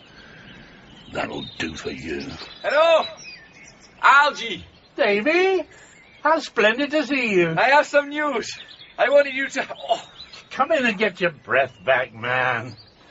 I was just putting down beer for the slugs. Positive plague of them this year. I wanted you to be the first to hear. Oh, this all sounds most exciting. Can't you wait for Ellie to get back? She's at the WI meeting. No, obviously not. Spit it out, man. The Royal Tigress, my book. You found a publisher? I have, yes. Magnificent, magnificent. And if it hadn't been for your encouragement, Nonsense, man. It's all your own doing. Blow your trumpet till the hills resound. My word, a published author on the staff of Bamfylde. The governors will be impressed. Good. I need all the support I can get. Well, things no better up there. Oh, rather worse, I'm afraid. The last 12 months have been... Well, Howarth described it last week as a genteel war of attrition. Oh, I wish to God they never appointed old Cock. Even Carter would have been preferable. You realise the governors have no idea how discontented the staff are. Well, shouldn't you tell them? No, I'm afraid it would look like sour grapes, Davy. There's nothing more undignified than trying to cramp your successor's style. Oh, quite a style. And it rubs off on the boys, that's the trouble. We've had a spate of petty thefts at Havelocks, and for the life of me I can't find the culprit. Well, enough of that for now. We have a book to celebrate. Yeah. Come into the house, we'll toast it in Earl Grey. Would you prefer some of the Slug's beer? Visitor for you, PJ. Oh, I'm not expecting anyone. She said she was just passing. Nobody just passes Bamfylde. Hang on, did you say she? Oh, most definitely a she. You're a dark horse, PJ. I can't imagine who it is. And whatever end of the stick you've got hold of, it's the wrong one. Her name's Forster. Christine. Good God. And if I've got hold of the wrong end of the stick, perhaps you'd let me offer her tea. Not a chance now. Where is she? A nod's as good as a wink, PJ. She's in the secretary's office. She said she'd like a look round. Well, thank you for the tour. Do I tip the guide? If you like. Well, here's a tip.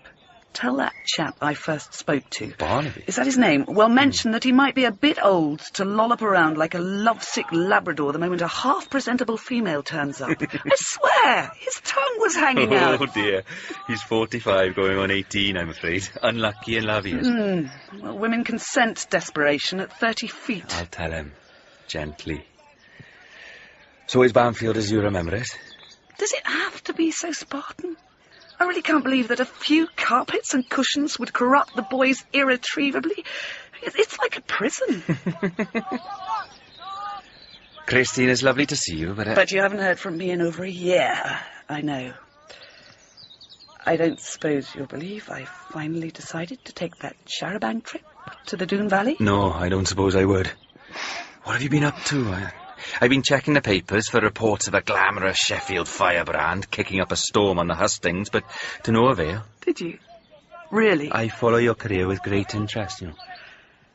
Well, there hasn't been much career lately. I went to Canada for 9 months, a study grant from the party.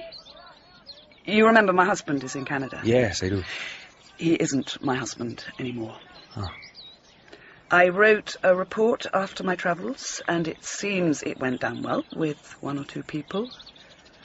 I've been offered a prospective parliamentary seat. Oh, that's marvellous, Christine. Why didn't you say congratulations? Well, it's a fairly safe Tory seat, unfortunately. No negativity. You'll sweep all before you. You are good for me. I hope so. Where is it? South Mendips, where Somerset, Wiltshire and Gloucestershire meet. Oh, but that's no more than an hour and a half in the car now. Which is why I'm here. I have a proposition. It's a long time since I've been propositioned. I find that surprising. Are you free for supper? I'm staying at the Unicorn. I'm told they do a decent evening meal. Oh, solid rather than decent, but it's all local produce and excellent steam puddings they have. Oh, nobody but a schoolmaster could describe a roly-poly with such relish. Are you free? About 8? You're being very tantalising, Christine. Yes, and it's quite deliberate. Oh, dear God. Oh, bloody Nora. Problem? I've been robbed. Oh, hell's teeth. Damn! What's gone now? I had £15. It's all gone. 15 quid? I say, Hislop.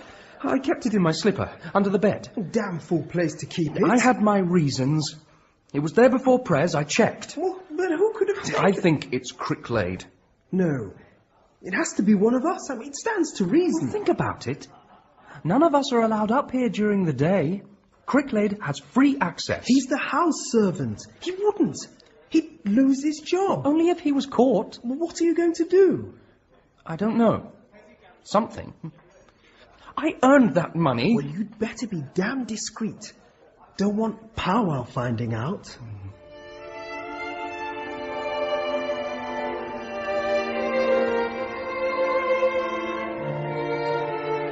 Let me get you another pint. No, you've prevaricated long enough. What's your proposition? I want you to speak for me at my adoption meeting, if it's not asking too much. I've never made a political speech in my life. What about that school debate on the general strike? You trounced Carter, you That told was me. years ago. It was only a school... And this is only a modest affair in the Church Institute in Bilhampton. Please, sir, you will. I need a historian's perspective. It's Monmouth country. 9 weavers were hung in the marketplace for taking part in that rebellion. But Monmouth's wasn't a popularising, was it? He was a royal bastard and a feeble one at that. But it's still a case of the people versus the others. Please, Davy. I know you'll strike a chord. You speaking for me, a master at a public school and soon to be a published author, it would be a feather in my cap. I know that sounds pretty selfish and calculated. But realistic. And I like that. I hope you're not disappointed. Why would I be? You might have been expecting quite another sort of proposition. I wasn't expecting anything. I don't want there to be any misunderstanding. You don't have to explain anything. After everything went wrong with my ex-husband, I made a choice. There's no room in my life for that sort of thing. You have to be pretty bloody-minded to make a mark in politics. I can't afford any distractions. Am I a distraction? I think you could be. I understand. I won't get in your way. I'll give you all the support I can as a friend. A good friend, I hope. I hope so too. See? I'm a hard-faced socialist harridan, the sort they write about in the Daily Mail. And I'm a stuffy schoolmaster rapidly approaching middle age. That's a perfect basis for a friendship. Will you speak for me? Yes. Yes, I will. When is it? Middle of next month. Are you sure it won't give the governors apoplexy? Do them good. Anyway, the old head, Algy Herry, spoke more than once for the Liberal candidate in Exeter, and Carter has acted as agent for the local Tory. Plenty of precedents. I'd be honoured. Well? I found it. All of it? Your pen, Harper's postal order, and 30 bob of my lucre. I mean, kid stealing is one thing, but when the bloody house servant starts breaking into lockers... Don't tell Powwow. He'll say it's the redistribution of wealth. I've got to tell him. Well, how are you going to explain about your money? I'll say my mother gave it to me. £15? All right, a legacy or something. He'll tell the head. No, he won't. It's Havelock's business. But you broke into a servant's room. You went through his things. You'll catch it hot. Well, if I hadn't, the tow rag would still be stealing, wouldn't he? Look, why don't we just give him a good going over? You and me, eh? He's only a little squirt. Don't get Powwow involved. Oh, Powwow's all right. He's on our side. He's a teacher. Watch out. Gage, why aren't you in class? Excuse me, sir. Don't do it. Yes, as well. I want to report a theft, sir. Oh, you twat. Is that everything, Powlett-Jones? Everything I learned from Islop, and I've no reason to suppose he was holding anything back. I'm afraid we differ there. I don't follow it, Master. Wouldn't you say it was extremely unusual for a boy to possess that much money, even a senior boy? Some parents are generous with pocket money. But Howarth is paying half the boy's fees because the mother can't afford to. Hislop said the £15 was a legacy from an aunt. And you believed him? Well, it's probably a half-truth. I know he's saving for a motorbike. Surely the important thing is that Cricklade is seen and questioned. That will occur. You intend reporting the matter to the police? That, I'm afraid, is a decision you must leave to me. Well, of course, but it happened in my house, and naturally I'm very concerned. I should be surprised if you were not. Kindly ask Hislop to report to me after lunch. Headmaster. That is all.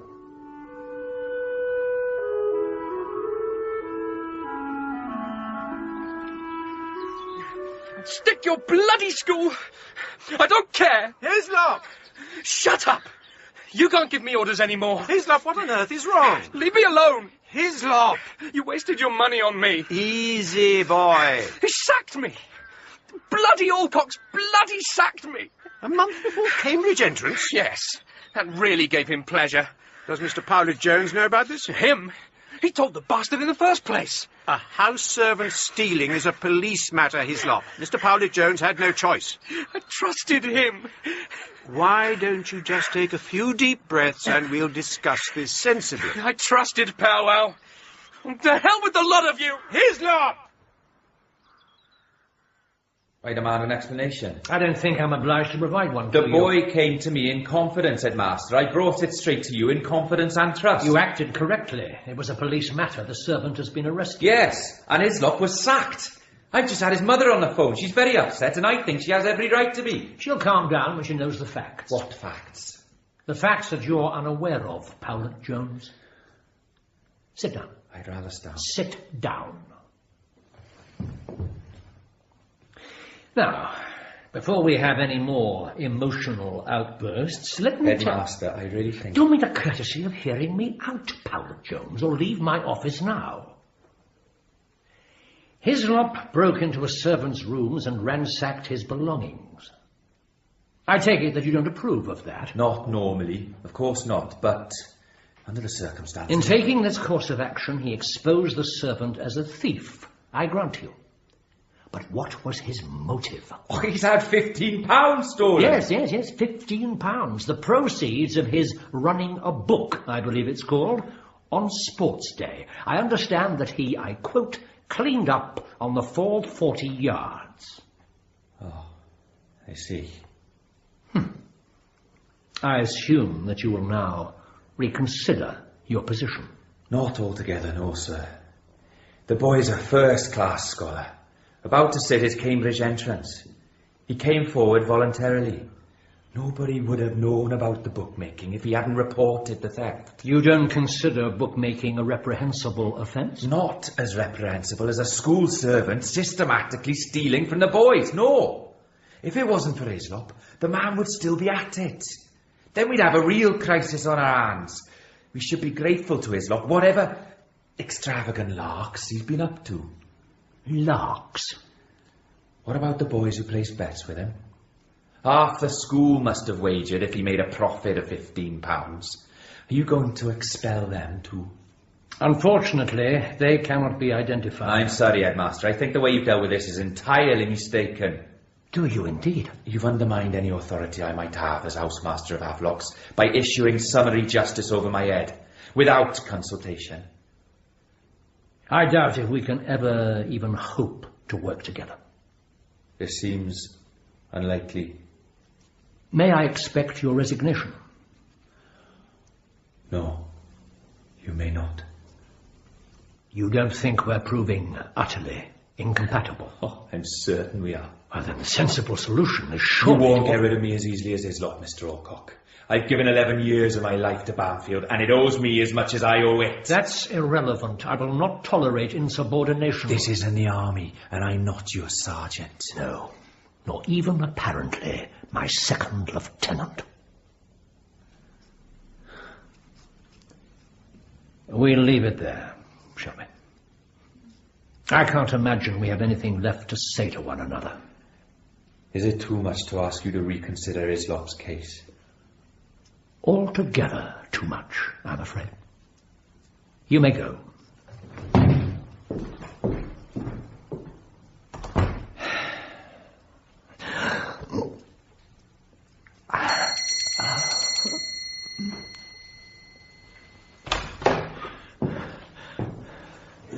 Did you ring, sir? Yes. In the bureau. A bottle of pills. Are you all right, sir? It's just a touch of the old trouble, Rigby. Yes. 2 tablets, please. A glass of water.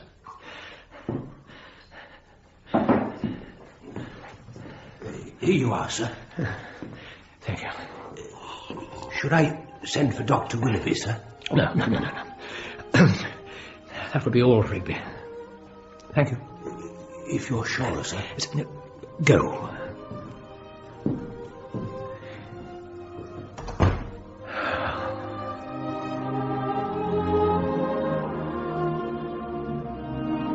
Do Dear Ma'am, I wrote to you once that nothing seemed to change at Bamfylde.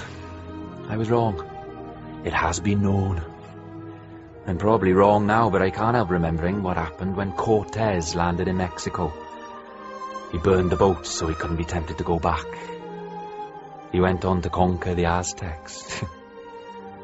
I'm not going to do anything daft. I'll keep on teaching the way I always have, and I won't seek trouble. But when it comes, whether in single spies or battalions, I won't run away either. My book's out in a couple of weeks. Makes me feel exposed, as if I'm naked in a public place. I need to put some armour on, I think, for all sorts of reasons.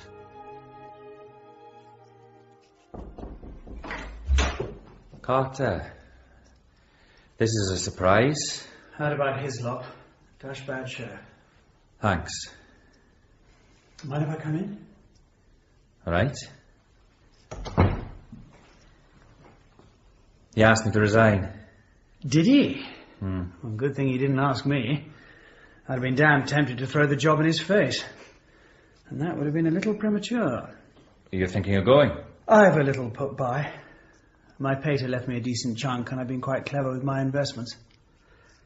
I've made an offer on my own school. Oh, see. We'll miss you.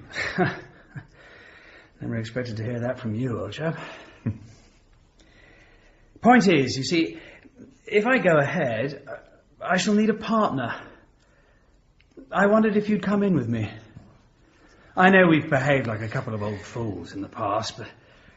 Well, I haven't forgotten how you helped me over Stoke-on-Monk, and... Look, we both feel the same about Alcock. Would you be interested in buying in? It's a prep school in Kent. St. Magnus. Damn full name, eh? What kind of money would you want? How much could you find? Not much more than 2,000, I'm afraid. That would be a push. How much is the lease? 5,000. And there are renovations to be done. So I'd be coming in as a junior partner. Well, technically, I suppose. But I think we could work well together, and... Well, I wouldn't lay down any conditions about seniority. Regardless of stake, we should start out level pegs. Oh, that's very generous of you, Carter. To my way of thinking, it would be the only way to ensure harmony. Well? Very tempted to accept. Good show. Tempted, yes, but there's a little angry voice in my head telling me to stay here and fight it out. The rebel Welshman, eh? Oh, something like that. Thank you, Carter, but the answer's no. Pity. You won't change your mind? No, I'm afraid I won't. Then I wish you good luck, PJ. By God, you'll need it.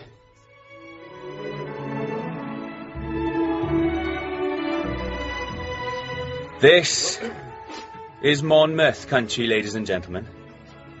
You know what that means? That the land belongs to the people. All the people. We've come out, generation after generation of us, responding to an impulse which has brought ordinary men and women into conflict with tyrants in every age.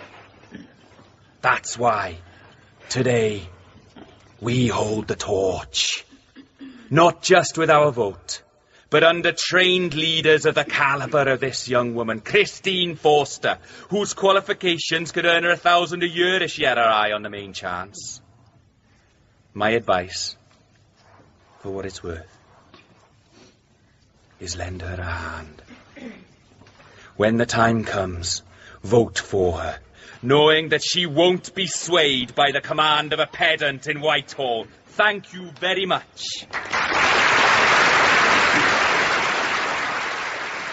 Davy, you were marvellous. Years of getting through to third formers, that's all. Have you ever thought of going into politics? I'm far more use in the tents of the Philistines. It did me good, though, sounding off. You should do it more often. I might have to if our beloved headmaster gets his way. Can he get you out? Not without a fight. I know he's made noises to the governors. Algy keeps me informed he doesn't like what's happening there any more than I do. 5 masters have left since Alcock took over. Good men, too. And Carter's going at the end of the term. Oh, from what you've told me, that won't be a loss. No, I don't know. The noble stoic makes Carter look like Francis of Assisi. Then why didn't you take his offer? I couldn't work for Carter. You have to work for Alcock. Yes, but it's... It's Bamfylde.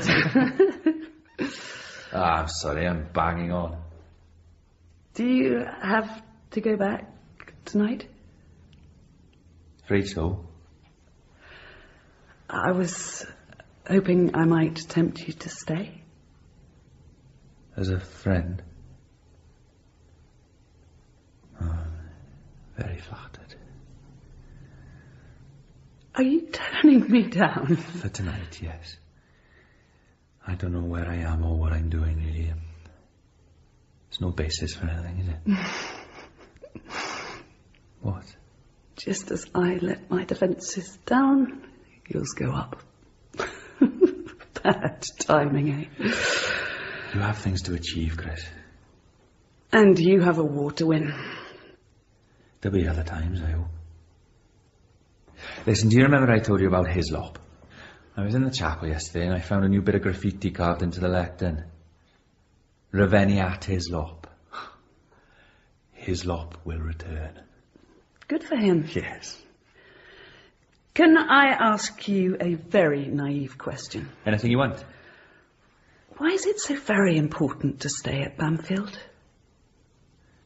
Why did you join the Labour Party? What? There wasn't any choice. It's everything about it. What it stands for, the way I want to live. A world worth living in, a fighting chance for the future. The Labour Party is the only place I can work for that. The only place I feel at home. You clever old thing. Algy created something very rare at Bamfylde. He encouraged every boy to find out what he was good at and work at it. To find out about himself. How can you start to change the world unless you know yourself even a little? I have to defend that.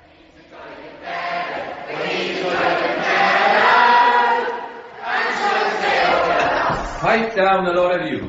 What's this about? Your book, sir. My book? It's brilliant, sir. Well done. What have you got there? It's the review of your book, sir, in the Times. Haven't you seen it, sir? We're very impressed, sir. No, I haven't seen it. To tell you the truth, I've forgotten all about it. No, I'm not being modest. I really had lost track of the dates, see? You should do your homework, sir. Watch it, monk. It says you're brilliant, sir. A historian to be grateful for, sir. Right, stop pulling my leg. He's not, sir. Listen. The Royal Tigress is a vivid and lucid account of one of the most complex periods of British history. Author Davy Powlett-Jones... Give it here. Let's see. Sir, Mr. Alcott's compliments, sir. And would you present yourself in his study? Now? That's what he said, sir. All right, Gage. Take over here, will you?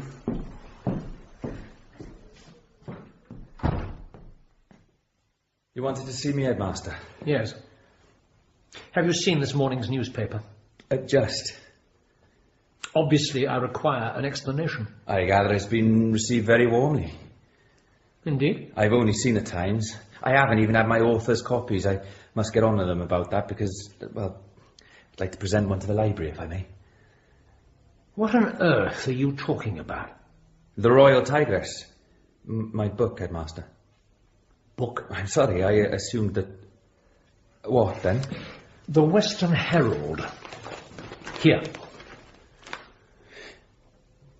Is it true? They seem to have reported it pretty accurately. You appeared at a socialist rally in Bilhampton. A Labour Party adoption meeting, yes. You spoke at this rally of tyrants and martyrs? Among other things. You noticed they mentioned this school by name. So it would appear. So it would appear. Alderman Blunt's brought it to my attention. Well? I really have no comment to make, Headmaster. I can have you dismissed for this. Not a chance. Oh, yes. Behaving in a manner likely to bring the school into disrepute. I shall inform the governors immediately. And tell them what? That I exercise my democratic right as a private citizen to speak in public. We have a Labour Prime Minister, Mr. Alcock, even if he is heading a national government. This, taken together with your other shortcomings... Are you saying I have no right as a master here to express my political opinions off school premises, eh? In another county? Not when it reflects on Bamfylde. Hoist with your own petard, I think. There are Plenty of precedents for masters at Bamfylde taking part in a democratic process. I could make you a list. I'm sure you will. You've misjudged this, Mr. Alcock. And I think you know it. Is that all? You arrogant little... Yes.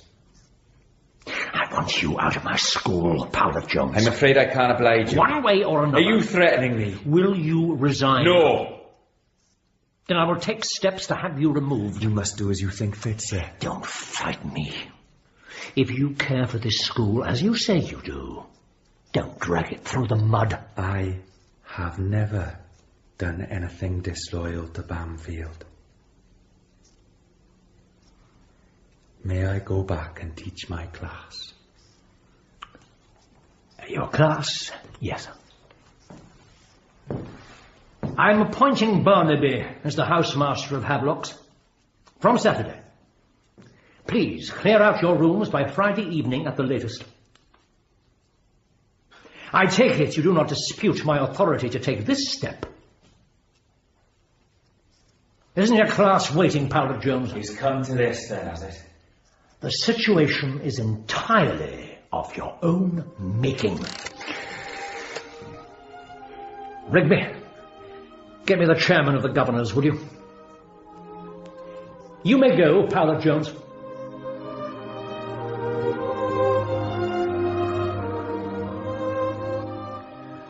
Thank you for coming, Davy.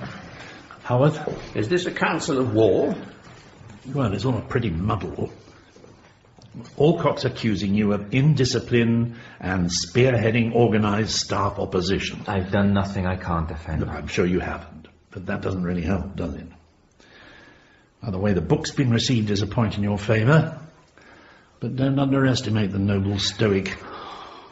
How bad is it? Bad. Blunt's dead set against you. I'm pretty certain Sir Rufus has gone over to Alcock's camp.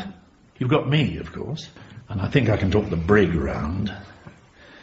That just leaves the anyway for a pinters. I don't want to put you in a spot, Algy. I'm a wily old bird, Davy. Nobody puts me in a spot unless I choose to be put there. But Alcock's let it be known that you're a rabid lefty. That hasn't helped, as you can imagine. They can't. No, of course they can't. I put my spoke in that particular wheel. I can wax pretty lyrical about freedom of speech, as you no doubt remember. No, the most damaging claim is that your teaching methods are eccentric. They're not remotely eccentric. Yes, they are. I wouldn't have employed you otherwise. They work. It isn't me you have to convince. Oh, we have no option but to go on the offensive. Write to the governors and tell them it's come to your knowledge the Stoics been slandering your teaching methods. Oh, that would land Algy right in it. No need to mention names. Demand a special meeting before he does. And say what? How many boys got a history pass last June? 19. 4 distinctions. Out of? 28, 29. Algy, what were the results like under Norrington before David came here? Oh, Norrington. Half that, I'd say, even allowing for the smaller numbers. Get hold of the figures and send in an absolutely accurate report. It speaks for itself, old man. You'll leave him without a leg to stand on. Unless he wants to bring politics into it. And I'll put the kibosh on that. You think that'll work? I think it's your only hope. The situation is grave, but not desperate. You can do it. You'd better. Ellie's already planning the cake for your victory party. You won't depose the brute, but you'll live to fight another day. Sometimes it seems like I spent my whole life fighting. Hurrah! You've joined the adult world at last. Well, now it's up to me, ma'am. There's a special meeting of the governors this afternoon, 2 o'clock. Remember when you wanted Dara to leave the pet? Remember what he said? I'm a minor, he said. I was a minor when he married me, and I'll be a minor when I die. Never forgotten that. And I was so damned angry with him when the pet killed him. I never understood till now why he went on with it. Oh, I wish I could tell him that. They called for you. Right. Are you ready? Oh, as I'll ever be. Where's he? Well, stoic. Just leaving them. How does he look? Stoical. I think Algy was making a joke. Sorry. I don't think even Max Miller could get a smile out of me today. Here, take my hip flask. Less Napoleon. Better not. Ready. Please allow me to pass. Good morning, Headmaster. Powlett-Jones. I wouldn't keep them waiting if I were you. No. I shall be in my office, Howarth, should anyone require me. But unless it's urgent, I do not wish to be disturbed. Tell the servants, will you? Headmaster? Oh, and Howarth, you're not thinking of doing anything regrettable, are you? If I am headmaster, you will be the first to know.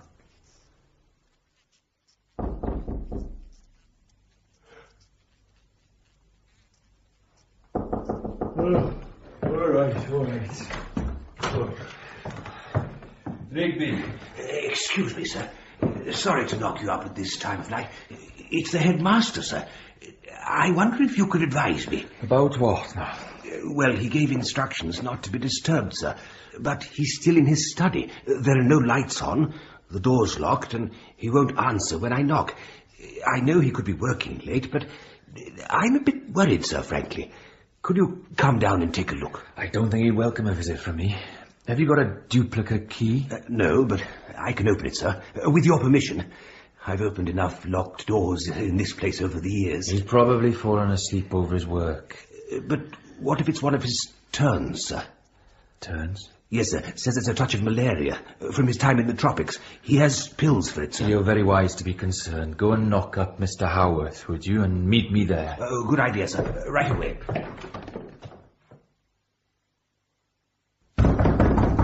Headmaster!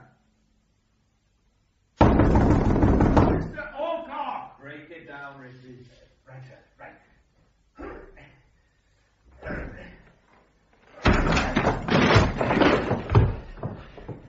Lights, David. Oh, no. No. Can you feel a pulse, Howard? Hang on a minute. No. You try. He's only unconscious, surely. Surely. There's no pulse. I'll call Doc Willoughby. Oh, God. I'd better get a blanket or something. Cover him up. It's not right to leave him like that, is it? Good idea. Charlacum 2-3, please. Howarth, look. A letter. Looks like he was halfway through it. Read it. Oh, that's not right. Read it, David. Mrs. Willoughby, it's Bamfylde School. Is the doctor at home? Oh, there's been a death, I'm afraid. Could you ask him to hurry straight over as soon as he gets back? Thank you. Well? It's to Sir Rufus. I made what I consider to be a frank and full statement of the facts entirely without prejudice. You have since explained to me your reasons for ruling that statement out of order. That is your privilege, and I bow to it. At the same time, it makes my position here untenable, and I hereby proffer my... Oh, that's where it stops. Looks like he couldn't bring himself to write the word resignation. I've killed him. Oh, don't be so stupid. It was almost certainly a heart attack. I didn't mean to kill him. You didn't do anything. He couldn't prove his case against you. Obviously, he was going to resign. Sweet Jesus. Where's Rigby with that blanket? I didn't want to win like this. Oh, you sly old bastard. You had to have the last word, didn't you?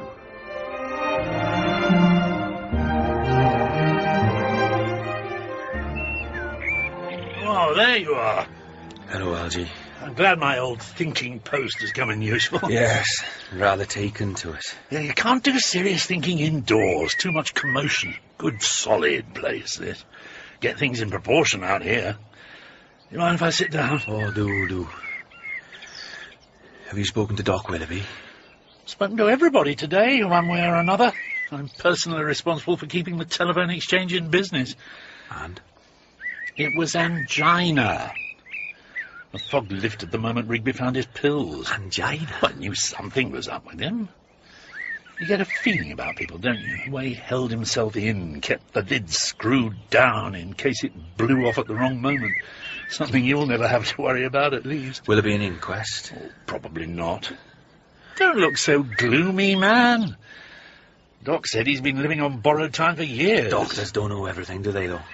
What about that letter? Willoughby was categorical. Severe emotional strain, self-induced. Self-induced, David. Lord, I sometimes think guilt is a Celtic sport. Oh, I'm sorry. Anyway, you've got far more to worry about than whether or not you're 0.5% responsible for Alcock's demise. Which is very sad, of course. But I'm afraid I can hardly call it untimely. Here you are. Cigar? A gift from Sir Rufus. Burmese. Well, if you don't want it, I'll have it. Any idea how much these things cost? Why would Sir Rufus send me a cigar now? Point is, you see, with his complaint, Alcock should never have been appointed. Governor's made a blunder there. So we're being understandably cautious about making another one, which is why we've only appointed you acting head for the next 12 months. You'll have to be quicker on the uptake than that, Davy, if you're going to deal with the brigands of the upper fifth. Yes, my boy. Bamfylde's yours. Unless you make an almighty cock-up of it, and I can't see that happening. Why?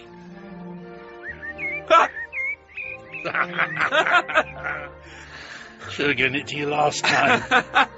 Damn fool's going on about age. Needs a young man a place like this. Any idea what your first dirty deed as headmaster will be? Oh, yes. I'm going to telephone Hislop's mother. I think you'll make a splendid head boy, don't you? Bamfylde. Yes, Bamfylde. Where you belong, my boy. Always have done. I'd say you're going to be here for quite a while. Oh, years, Algy. I'm not moving for years and years.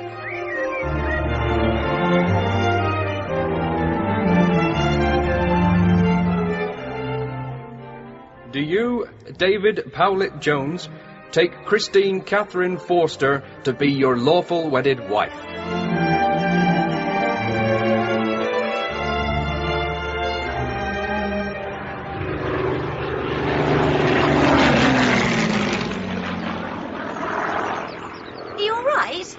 Standing here for hours. I saw you from the window. You're Grace Powlett-Jones, aren't you? You probably don't remember me. Are you an old boy? Let me look. It's Hislop. Well done. Of course I remember. Well, you were very young. You were very superior. Head boy. I was scared stiff of you. Me? Yes. And you loved it. Probably. Look, I'm supposed to have an appointment with Power. With the headmaster. But I may just run away. I thought our boys never ran away. Propaganda. What have you done to your leg? War wound. I was in the RAF. Do you fly Spitfires? Yes, actually. I say. Mr. Hislop, I'm Christine Powlett-Jones. I'm so sorry you had to walk from the station. They've requisitioned all the cars, bar one. And that's being repaired in Shallicombe. It's all right. Do you fly Spitfires, Chris? Flew. You've done your bit. Take no notice of Grace. She's very impressed by blue uniforms. Grace, weren't you going somewhere? I only to fetch some milk. It's not important. I'd much rather hear about dogfights. Well, you can join us for tea. And you're not to bully Mr. Hislop. Go. I'm sorry. She's determined to join the WAFs once she's finished her degree. It's easy to get caught up in it when you're young. Yes. I suppose this all looks very familiar. A lot smarter. Yes, well, Davy's made some improvements. Till the war came along and spoiled his plans. Hislop. Ah, here he is. I'll leave you to it. Hello, sir. It's good to see you, Hislop. I should say straight away that I think I'm here under false pretences, sir. I've hardly any teaching experience. I'm not even sure it's what I want to do. Anything else in mind? No. Since I was invalided out, I've been casting around, but... Then why not give us a try? You'd be helping me out no end. Your degree was in English, wasn't it? Yes. Look, sir, I really think I'd better leave. Stay and have tea at least now you're here. All right. Thanks. There's no need to go rushing back to London tonight, unless you have to. We can dig you out a toothbrush and some pyjamas, I dare say. I don't know. It's sports day tomorrow. You might run a book on the 440 yards. I was a proper little tyke, wasn't I, sir? You were all right, you were. Good upland air, that's what you need, old chap. Nothing gives a man back his sense of proportion like good, clean upland air. Now, you don't fancy a stab at history in the law school, do you? Tell the boys what it's really like in a dogfight. I don't think I can talk about that.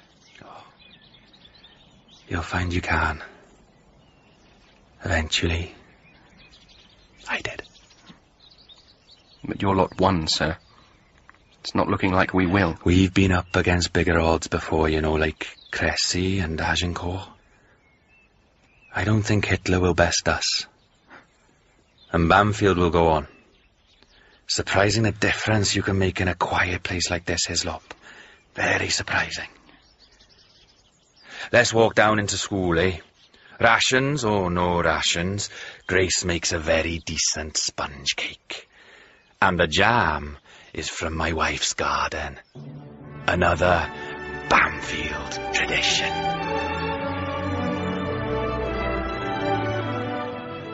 In Part 5 of To Serve Them All My Days by RF Delderfield, dramatised for radio by Shaun McKenna, Davy was played by Oliver Milburn, Algy by John Wood, and Howarth by John Rowe. Anthony Carth was Carter, Clive Merrison, Alcock, Kate Buffery, Christine, and Anthony Glennon, Hislop. Barnaby was played by Gerard McDermott, Grace by Alison Pettitt, and Gage by Delroy Brown. The boys were played by Stephen Williams and Stephen Roberts. The director was Cherry Cookson.